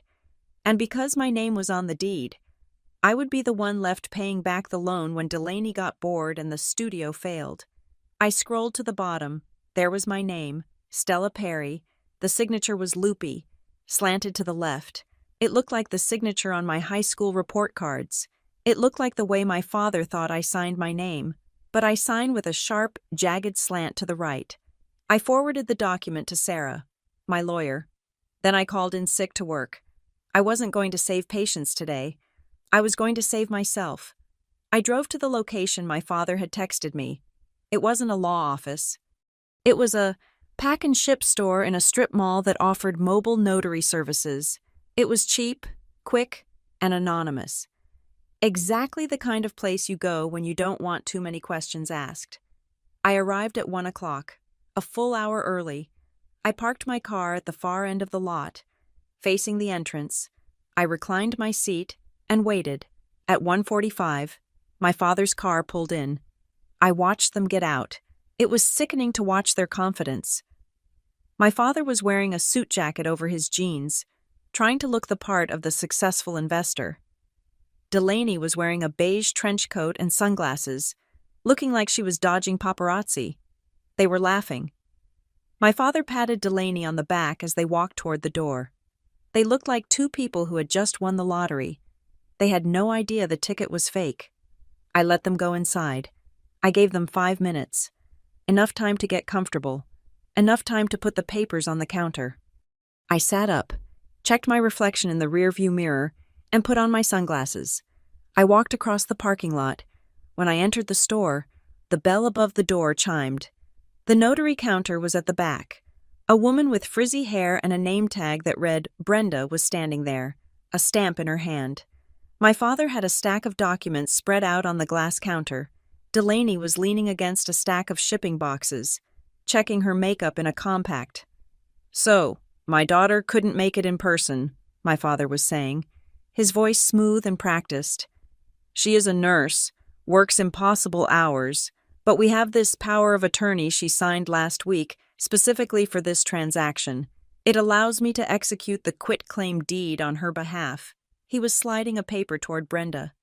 "I see," Brenda said, squinting at the document. "And this is the original?" "Yes," my father said. "Signed and witnessed." "I will just need to verify the witness signature and—" Brenda started to reach for her stamp. "Actually," I said, my voice cutting through the hum of the photocopier in the corner, "I think you should verify the donor's signature first." The three of them froze. It was a cinematic freeze, absolute and terrified. My father turned around slowly. His face went from confident to ashen gray in the span of a heartbeat.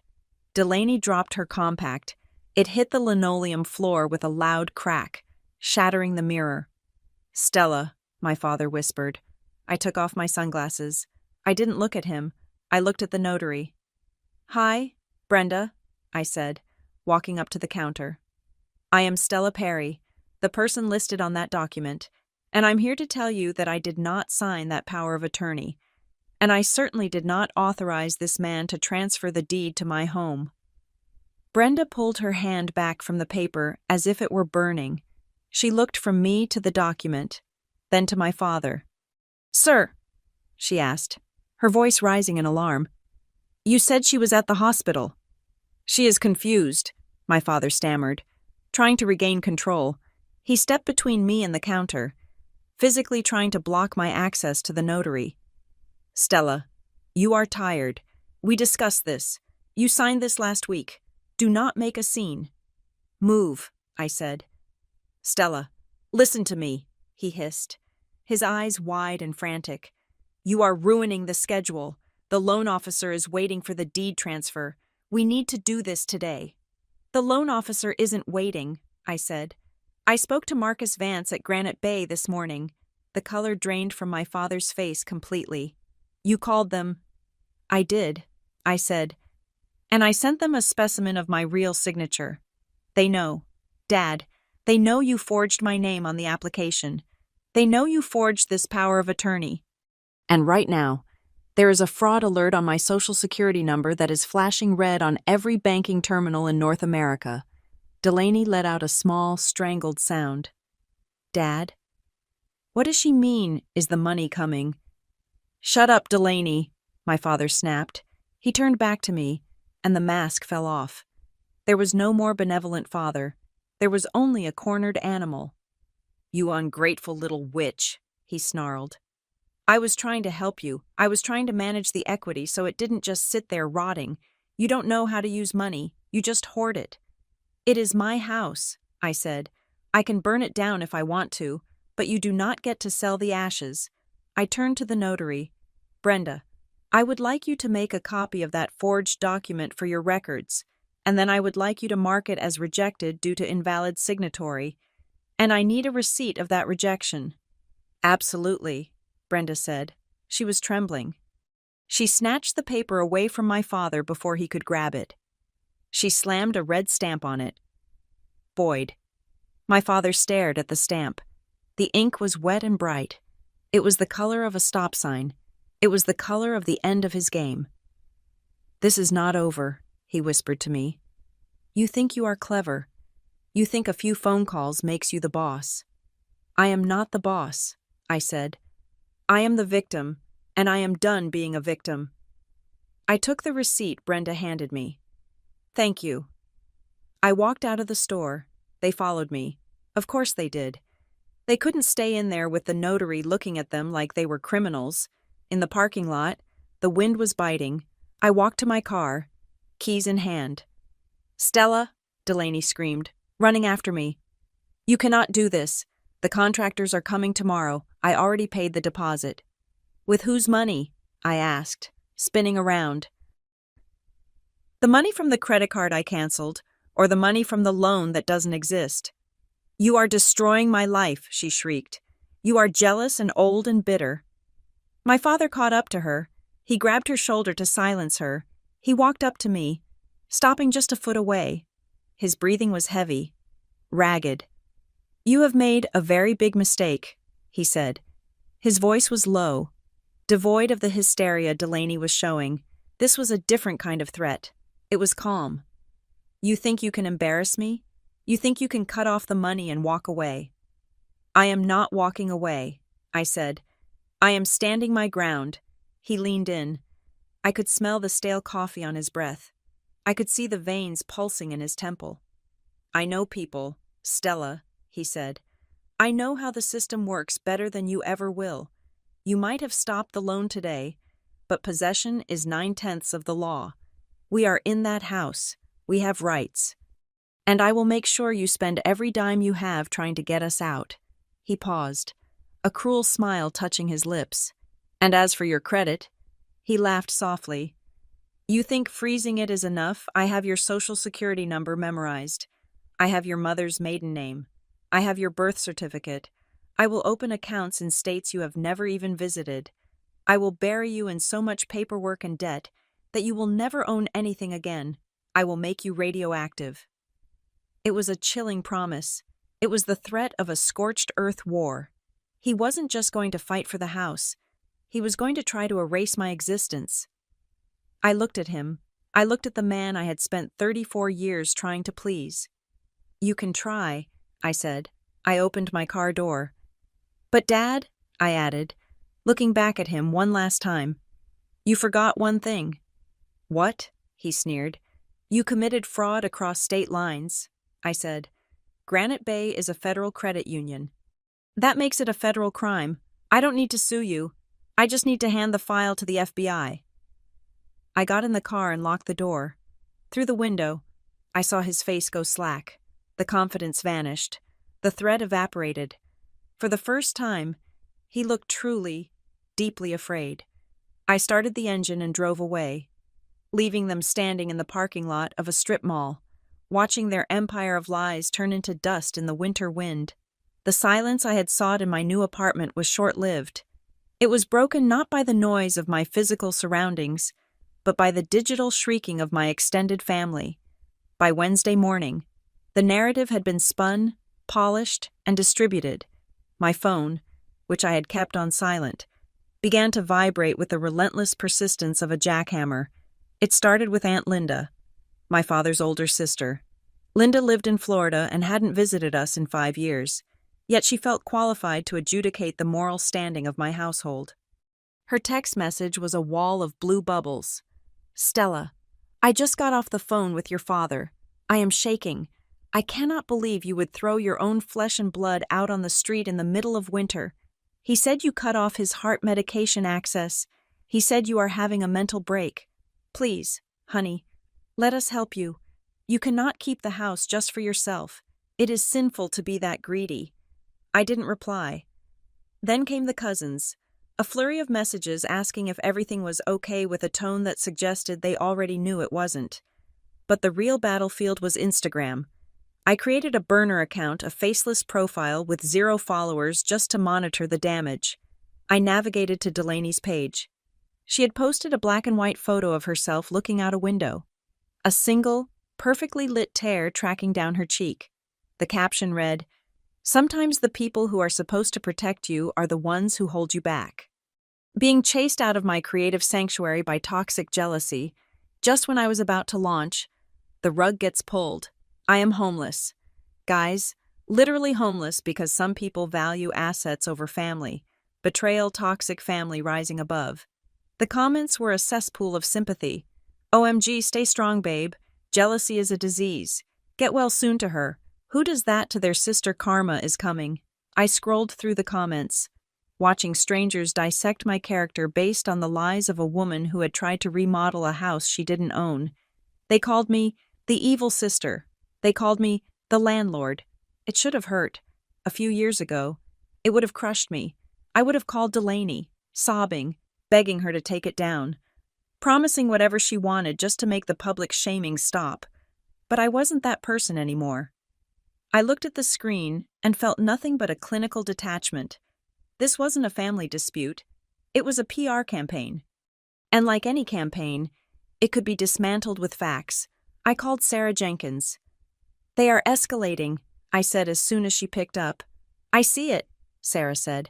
"My paralegal sent me the screenshots of your sister's story, and your father has been calling my office since 8 this morning, threatening to report me to the Bar Association for conspiring to defraud him. I want to send the letter," I said. "The cease and desist. The scorched earth version," I said. 2 hours later, a courier was dispatched to 412 Maple Drive.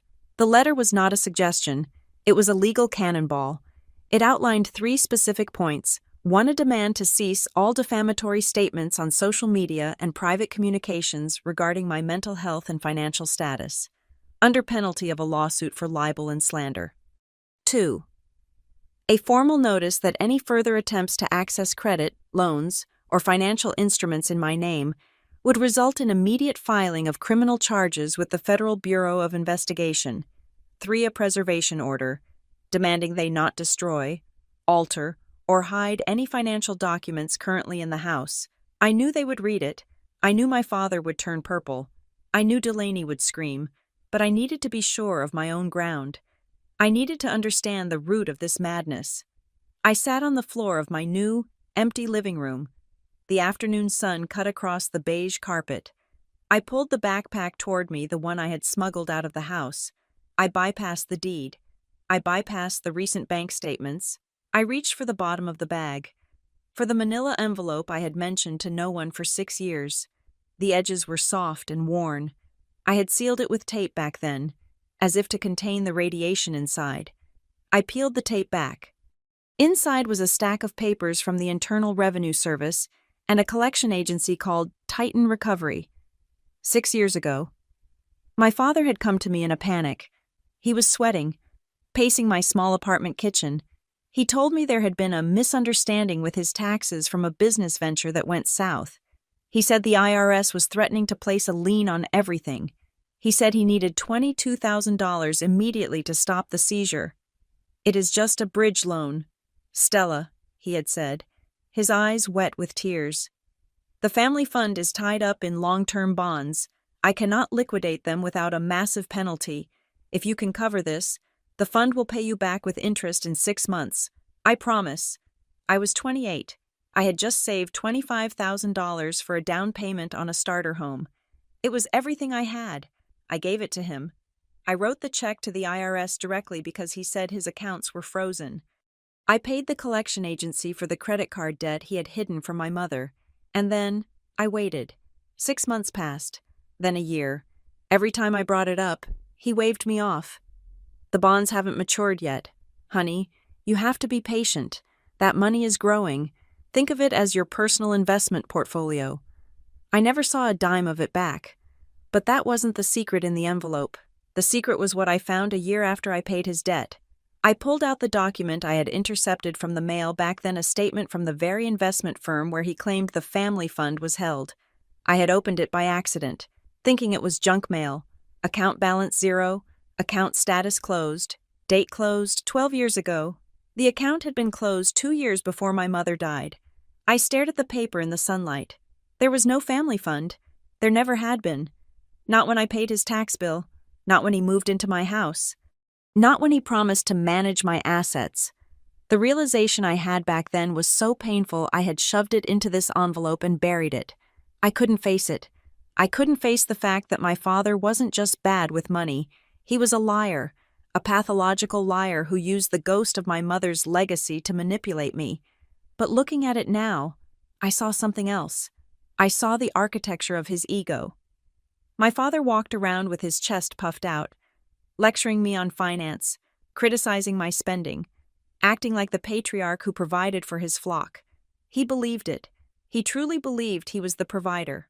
Why? Because I had never let him fail. When he had the tax lien, I paid it. I didn't let him hit rock bottom. I saved him. When he couldn't pay his rent, I bought a house and let him move in. I saved him. When he couldn't pay his car insurance, I put it on autopay. I saved him. He wasn't arrogant because he was rich.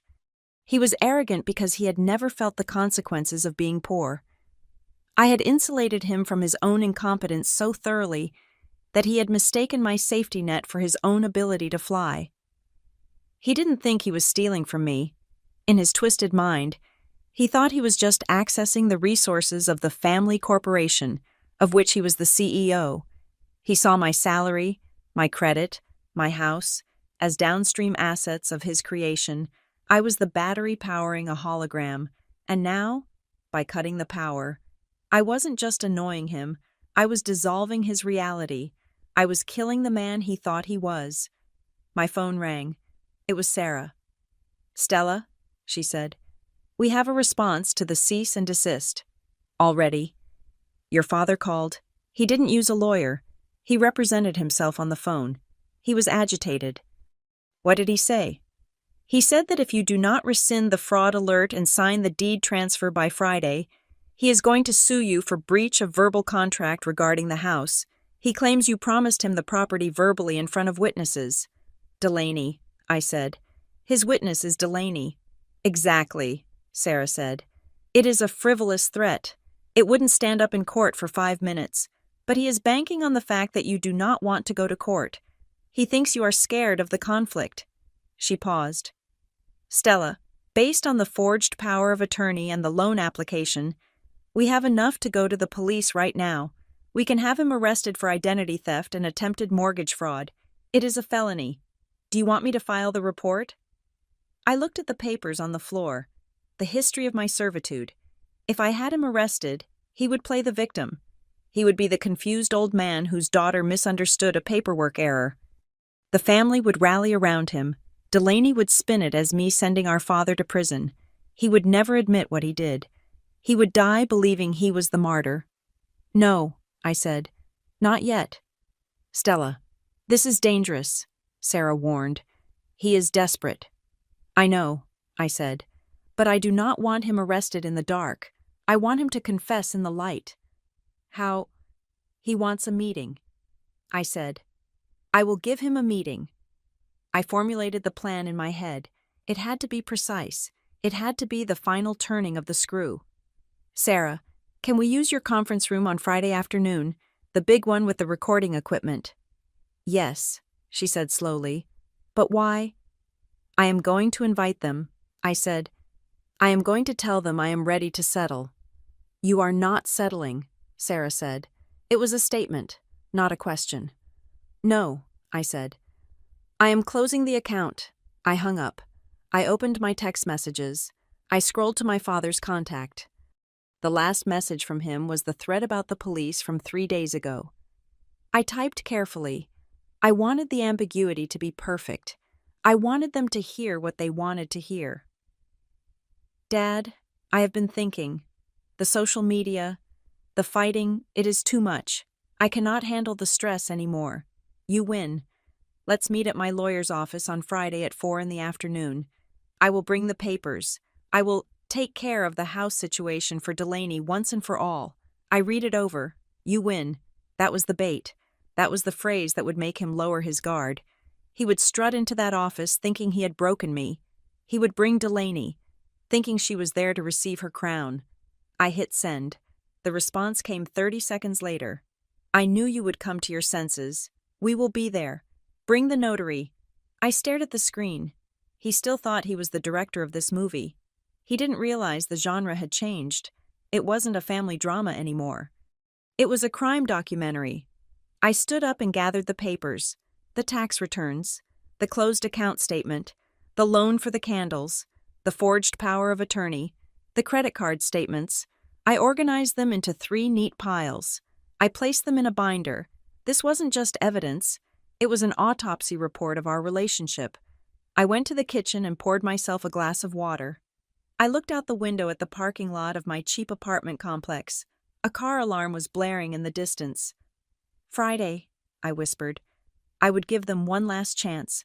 I would put the truth on the table, if they admitted it, if they showed 1 ounce of remorse, 1 ounce of recognition that I was a human being and not an asset. Maybe I would show mercy. But I knew them. They wouldn't see the truth. They would only see the keys, and that would be their end. The conference room at the law offices of Jenkins and Associates was designed to intimidate. It was a corner space wrapped in floor-to-ceiling glass, offering a panoramic view of the gray winter skyline of Raleigh. In the center of the room sat a long table made of polished mahogany, a surface so glossy it reflected the fluorescent lights overhead like a dark pool of water. I sat on one side of this table. My lawyer, Sarah, sat next to me. We were the prosecution. On the table, there were no pitchers of water, no cookies, no welcoming amenities. There was only a single, thin file folder resting in front of me. It was blue. It looked innocuous. It contained the end of the world as my family knew it. At 4 o'clock exactly, the receptionist opened the heavy oak door. "Mr. Perry and Ms. Perry are here," she announced. My father walked in first. He was wearing his best suit, a navy blue number he usually reserved for funerals and weddings. He walked with a bounce in his step, the strut of a man arriving to collect a prize. He smiled at Sarah, a charming, tight-lipped expression that suggested he was forgiving us for dragging this out. Delaney followed him.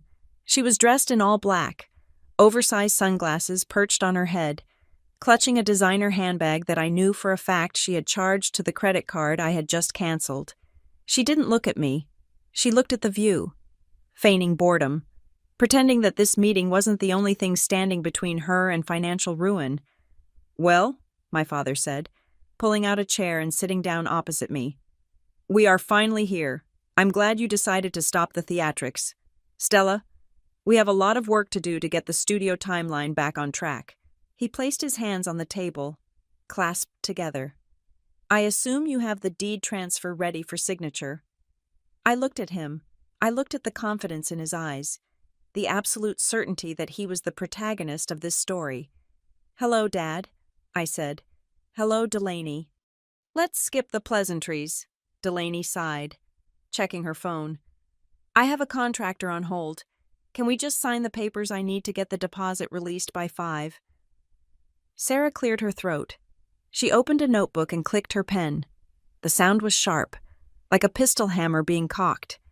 "There seems to be a misunderstanding regarding the purpose of this meeting," Sarah said. Her voice was cool, professional, and deadly. "We are not here to transfer the deed to the property at 412 Maple Drive." My father's smile faltered, just for a fraction of a second, before he recovered. "Of course we are. Stella sent me a text. She said she was ready to settle." "I am ready to settle," I said. "But settling does not mean surrendering." I reached out and placed my hand on the blue folder. I slid it across the mahogany table. It stopped directly in front of my father. "Open it," I said. My father looked at the folder, then at me. He laughed, a nervous, sputtering sound. "What is this? Another one of your spreadsheets, Stella. We do not need to review the budget right now. We need the title." "Open it," I repeated. He sighed, shook his head as if dealing with a petulant child, and flipped the cover open. The first page was not a deed transfer. It was a certified copy of the current property deed, pulled from the county records that morning. "This is the deed," I said. "Read the line under owner." He stared at it. "I know what it says. Stella, it says your name. That is why we are here to change it." "It says sole owner," I corrected. "It does not say the Perry Family Trust. It does not say Glenn Perry, manager. It lists me, and only me, and attached to it is an affidavit from the bank confirming that the down payment, every single mortgage payment, and every cent of equity in that house came from my personal income. There is no family fund. There is no shared asset. Legally, you are a guest, and guests can be removed." My father's face hardened. "You are splitting hairs. We have a verbal agreement. Turn the page," I said. He hesitated, his fingers twitching. He turned the page. The second document was a spreadsheet. It was the Perry audit I had compiled, but Sarah had formatted it into a legal exhibit. It was a list of every transaction I had paid on their behalf over the last 36 months. The total at the bottom was bolded and circled in red: $54,320. This, I said, pointing to the number, is the amount of money I have successfully disputed with my bank and credit card companies as misappropriated funds as of this morning. Delaney leaned over to look. Her eyes went wide. 50,000, that is impossible. It adds up, I said. The car insurance, the clothes, the camera equipment, the dinners, the loan for the candle business that never existed. My father looked up, his face flushing a dark, angry red. You cannot dispute those charges. I authorized them. You gave me the cards. I gave you access for emergencies, I said. Not for a lifestyle, and certainly not for a $15,000 personal loan taken out in my name without my knowledge. Sarah leaned forward. She pulled a document from her own file, a single sheet of paper with a bank logo at the top. Mr. Perry, Sarah said, this is a report from the fraud department at Granite Bay Credit Union. It details an application for a home equity line of credit submitted last Sunday. The application was flagged because the signature on the collateral authorization did not match the specimen on file for Stella Perry. The air in the room seemed to vanish. My father stopped breathing. He stared at the paper in Sarah's hand as if it were a poisonous snake. That, he stammered, that was a mistake. I was just preparing the paperwork. I was going to have Stella sign it later. That is not what the digital log says, Sarah said. The log shows a power of attorney document was uploaded to bypass the need for Stella's signature, a document that was rejected by a notary yesterday because the principal Stella was standing right there denying it. Delaney sat back in her chair, her hands trembling. I didn't know about that, she whispered. I thought Dad said you agreed to the loan. He said you wanted to invest. Stop it, Delaney, I said. No, really, she insisted, her voice rising to a panic. I didn't know he forged anything. I just wanted the studio. Sarah picked up a printed screenshot. Is that so, Ms. Perry? Because we have a text message sent from your phone to your father's phone on Sunday night at 7:30 p.m. Sarah read the text aloud, her voice devoid of inflection. Did the upload go through? The contractor needs cash by Friday. Sign it and withdraw the funds as soon as it clears. She will never notice until it is too late. Delaney froze. Her mouth opened, but no sound came out. She looked at me, then at Dad, then at the door, realizing there was no exit from this truth. That is conspiracy to commit bank fraud, Sarah said pleasantly. And since the amount is over $100,000 and the institution is federally insured, you are looking at up to 30 years in federal prison, both of you. My father slammed his hand on the table. The noise echoed like a gunshot. Enough, he roared. He stood up, his chair scraping violently against the floor. This is a trap. You brought us here to ambush us. I brought you here to give you a choice, I said. Remaining seated, I was perfectly calm. Sit down. I will not sit down, he shouted. He pointed a shaking finger at me. You are enjoying this, aren't you? You are enjoying humiliating your own father. After everything I did for you, I raised you, I put a roof over your head. I put a roof over your head, I said quietly. For 3 years. And now you want to throw me in jail, he spat. Because of some paperwork. Because I tried to help your sister build a future. You are cold, Stella. You are ice cold. You want me to die. Is that it? He grabbed his chest, playing the card I knew was coming. You cut off my insurance, he said, his voice dropping to a theatrical tremble. I drive that car to the cardiologist. If I get in a wreck, I lose everything. If I have a heart attack from this stress, it is on you. You are killing me. Does that make you feel powerful, killing your old man over money? It was a masterful performance. If I hadn't seen the bank statements, if I hadn't seen the texts, I might have felt a twinge of guilt. But I looked at him and saw only a predator using pity as camouflage. I do not want you to die, Dad, I said. I just want you to pay for your own insurance. I cannot pay it, he yelled. I invested everything in the family in you. There is no family investment, I said. I know about the empty account. I know about the tax lien I paid 6 years ago. I know you have been broke for a decade and using me as a host." He went silent. The reference to the tax lien hit him hard. He didn't know I knew about the closed account. "So here is the offer," I said. I opened the folder to the last page. It was a simple, single-page document drafted by Sarah. "Option A," I said. "I hand over this file the forged loan application, the fake power of attorney, the text messages, and the credit card fraud report to the FBI and the local district attorney. Sarah has the contacts ready. We press charges. You will be arrested. You will be indicted. You will go to prison." Delaney started to sob. "No, please, I cannot go to jail. My brand." "Option B," I continued, ignoring her. "You sign this agreement right now." I pushed the paper toward him. "It states that you will vacate the property at 412 Maple Drive by noon on Sunday.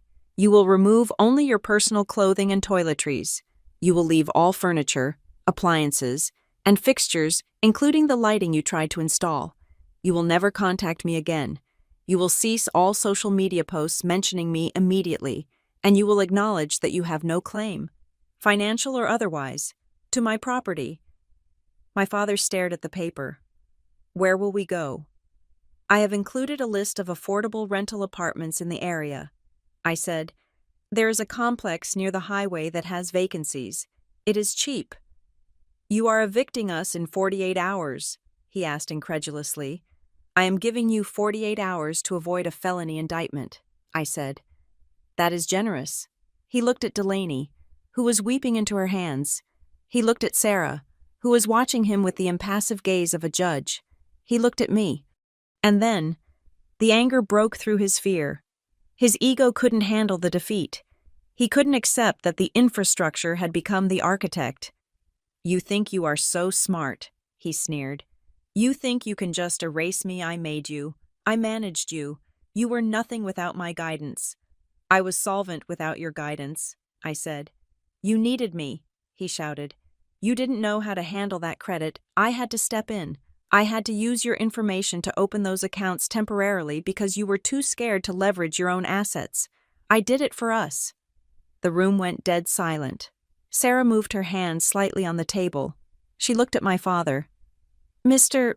Perry," Sarah said softly, "did you just admit that you used Stella's personal information to open accounts without her permission?" My father blinked. He realized, too late, what he had just said.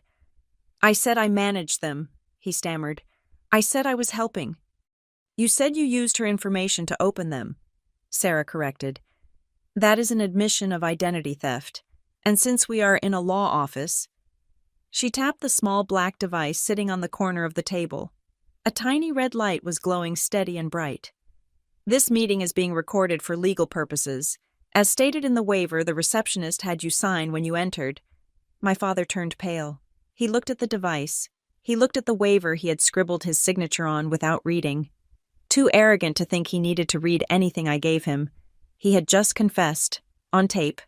He slumped into his chair. The fight went out of him like air leaving a punctured tire. He wasn't the patriarch anymore. He was just an old man who had been caught. "You tricked me," he whispered. "No," I said. "I just let you talk." I pushed a pen across the table. It rolled and hit his hand. "Sign the agreement, Dad," I said. "Or Sarah calls the district attorney before you get to the elevator." He looked at the pen. His hand shook as he picked it up. He didn't look at Delaney. He didn't look at me. He scribbled his name on the line. It was a messy, defeated scrawl. He pushed the paper to Delaney. "Sign it," he rasped. "But Dad," she whined. "Sign it," he barked, his voice cracking. "It is over, Laney. It is over," Delaney signed, her tears wetting the paper. Sarah took the document. She checked the signatures. She stamped it. "Sunday at noon," Sarah said. "I will have a security team there to verify your departure and collect the keys. Do not take anything that isn't on the list." My father stood up. He looked older than I had ever seen him. He looked at me one last time, and I expected hate, but instead, I saw something else. Confusion. He still didn't understand how the furniture had come alive and bitten him. "You are a hard woman, Stella," he said. "I had to be," I answered. "I learned from the best." They walked out of the room. The door clicked shut behind them. I sat there in the silence, listening to the hum of the ventilation system. I looked at the blue folder. I looked at the recording device. Sarah reached over and turned off the recorder. "You did it," she said. I looked out the window at the city. The sun was setting, casting long, cold shadows across the buildings. "Yes," I said. "I did, but I didn't feel triumphant. I didn't feel happy. I felt the specific, heavy exhaustion of someone who has just amputated a gangrenous limb. The rot was gone. I would survive, but I would never be the same." "What now?" Sarah asked. "Now," I said, standing up and buttoning my coat. "I go home. My real home." Sunday was coming, and for the first time in 3 years, the house on Maple Drive would be empty, truly empty, and that was all I had ever wanted. Sunday arrived with a sky the color of a bruised plum. The air was thick with impending snow, the kind of weather that makes people huddle indoors and turn up their thermostats. But I was not indoors. I was sitting in the back of a black SUV parked 3 houses down from 412 Maple Drive. Beside me sat Sarah, my lawyer. In the front seat were 2 men from a private security firm. They were not police officers. They were large, silent professionals who specialized in high-conflict asset recovery.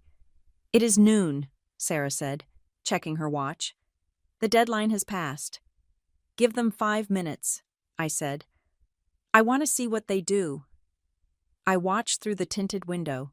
I expected to see a moving truck. I expected to see boxes on the curb. I expected to see defeat. Instead, I saw a white van pull into the driveway. It wasn't a mover. It was a locksmith. My father walked out of the front door. He was wearing a heavy coat and gesturing wildly. He pointed at the front door, then at the garage. He was instructing the locksmith to change the tumblers. I felt a cold, hard laugh bubble up in my chest. Even after signing the agreement, even after admitting to fraud on tape, they were still trying to play the game. They thought if they changed the locks, if they physically held the fortress, the piece of paper they signed on Friday would disappear. They thought possession was the only law that mattered. "Okay," I said to the driver. "Let us go." The SUV rolled forward and blocked the driveway, trapping the locksmith's van. I stepped out. The cold air hit my face, sharp and cleansing. The security team stepped out with me, flanking me like a Praetorian guard. My father spun around. When he saw me, his face twisted into a snarl. "You!" he shouted. He marched down the driveway, ignoring the security guards. "You think you can intimidate us? We are not going anywhere. This is my home. I have rights." The locksmith, a young man who looked thoroughly confused, paused with his drill in hand. Sir, is this the daughter you mentioned?" "She is a trespasser," my father yelled, his voice echoing down the quiet suburban street. "She is mentally unstable. She is trying to throw her family out in the snow." The noise drew attention. Mr. Henderson, my neighbor, stepped out onto his porch. Mrs. Gable across the street peeked through her curtains. My father saw his audience and pitched his voice louder, performing for the gallery. "After everything I did for you," he screamed at me, "I raised you, I protected you, and this is how you repay me by hiring thugs to drag your old father out of his house." Delaney appeared in the doorway. She was holding her phone up, filming. "Extensive bullying," she narrated to her screen. "My sister is literally attacking us with mercenaries right now. This is what toxic financial abuse looks like. Guys." I walked up the driveway. I stopped 5 feet from my father. I didn't shout. I didn't cry. I spoke with the flat, boring resonance of a judge reading a verdict. "Dad," I said, "you signed an agreement on Friday. You agreed to vacate by noon today." "I signed it under duress," he spat. "It is invalid. I am changing the locks to protect my property." "It is not your property," I said. "It is our home," Delaney shrieked from the porch. "We have squatters' rights. You cannot just kick us out without a 30-day notice. I looked it up. I looked at Sarah. She nodded. I turned back to my father. You are right, I said. I cannot kick you out of my house without a notice. My father smirked. He thought he had found a loophole. He thought he had won another month, another reprieve to drain me dry. Exactly, he said, puffing out his chest. So tell your goons to leave. We will discuss this in civil court next year. But, I continued, my voice cutting through his victory lap, I am not kicking you out of my house. I reached into my pocket and pulled out a single, crisp document. It wasn't a deed. It was a sales contract. I sold the house. Dad. The smirk froze on his face. What? I signed the contract 3 days ago. I said, a cash offer, investor special. They buy houses as is, with or without tenants. The closing was finalized electronically this morning at 9 o'clock. The deed has already been recorded. I pointed to the ground beneath his feet. This driveway does not belong to me anymore. It belongs to a holding company called Apex Residential, and part of the sale condition was that the property be delivered vacant. Delaney lowered her phone. You sold it. I took care of it, I said, repeating the words I had spoken at that first dinner. I told you I would handle the 5-bedroom house problem. You wanted the house. Well, now nobody has it. My father shook his head, his eyes darting back and forth. You are lying. You cannot sell a house that fast. I can when I price it $50,000 under market value for a quick cash close, I said. My father flinched as if I had slapped him. You lost $50,000 just to spite us. It wasn't spite, I said. It was the cost of freedom. I paid a ransom to get my life back. I signaled to the security team. One of the men stepped forward and handed a document to the locksmith. Sir, the guard said, this is a criminal trespass notice from the new owners. Apex Residential. They have authorized us to clear the property. If you drill that lock, you are destroying corporate property. The locksmith packed his drill into his belt faster than I had ever seen anyone move. I am out, he said. I am not getting involved in this. He jumped in his van and reversed out of the driveway, nearly clipping the mailbox. My father stood alone on the concrete. The wind whipped his gray hair. He looked at the house the studio Delaney was building, the master suite he had claimed, and realized it was all gone. It wasn't just that he had to leave. It was that the asset he wanted to steal had evaporated. You are evil, he whispered. You destroyed our legacy. There is no legacy, I shouted. It was the first time I raised my voice. There is only debt and lies, and I am done drowning in them. I pulled a white envelope from my coat pocket. This is the end. Dad, I said, listen to me very closely, because I am never going to speak to you again after today. I held out the envelope. Inside this envelope is a cashier's check for $3,000. It is enough for a security deposit and first month's rent at the Garden View Apartments on the highway. I have also included a list of sliding-scale medical clinics for your heart condition. He stared at the envelope. He didn't take it. This is your severance package, I said. But it comes with a condition. If you take this, you leave right now, you get in your car, you take your boxes, and you go. If you refuse, or if you try to stay, I looked at Sarah. Sarah has the Granite Bay fraud file on speed dial to the district attorney, I said. The new owners, Apex Residential, have already agreed to press criminal trespassing charges if you are here past 1 o'clock. So you have 2 choices. You can be homeless and in prison, or you can take this money and be someone else's problem. Delaney ran down the steps. She grabbed my father's arm. Dad, take the money.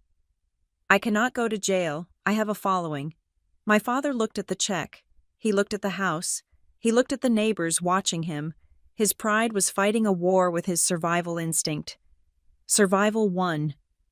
He snatched the envelope from my hand. You will regret this, he snarled. One day, you will be old, you will be alone, and you will wish you had family. I looked him in the eye. I looked at the man who had stolen my credit, my trust, and my home. I have lived with regret for 34 years, I said. I regret that I didn't do this sooner. You are abandoning us, Delaney screamed. You are ruining my future. I was going to be famous. I looked at my sister, the golden child, the parasite. No, Delaney, I said softly. I am not ruining your future. I am just refusing to be the floor you stand on. I turned my back on them. Clear the house, I told the security team. I walked back to the SUV and got in. I didn't watch them load their cars. I didn't watch them cry. I didn't watch my father scream at the security guards as they carried his recliner to the curb. I told the driver to take me to Creekview. 2 hours later, I was sitting in my new living room. It was small. The carpet was a generic beige. The view from the window was a parking lot and a line of pine trees. There was no crown molding. There was no bay window. There was no gourmet kitchen. It was perfect. I walked to the thermostat on the wall. I turned it up to 72 degrees. I didn't have to worry if the bill would be paid. I didn't have to worry if someone else had spent the money on neon signs.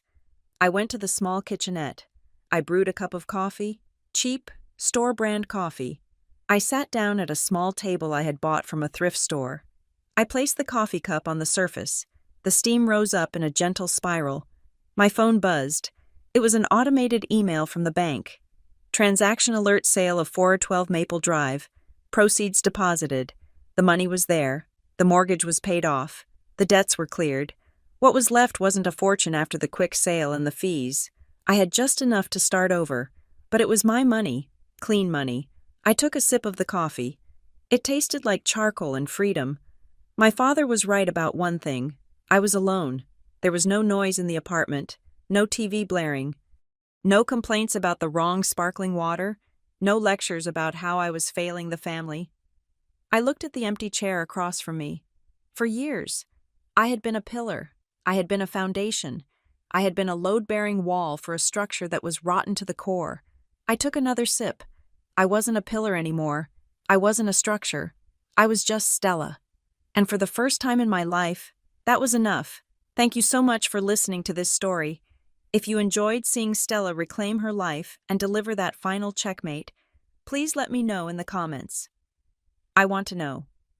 Where are you listening from right now? Are you tuning in from the gym, your car, or maybe relaxing at home like Stella finally is? Drop your location in the comments. Hit that subscribe button for Maya revenge stories. Give this video a like and smash that hype button to help this story reach more people who need to see justice served.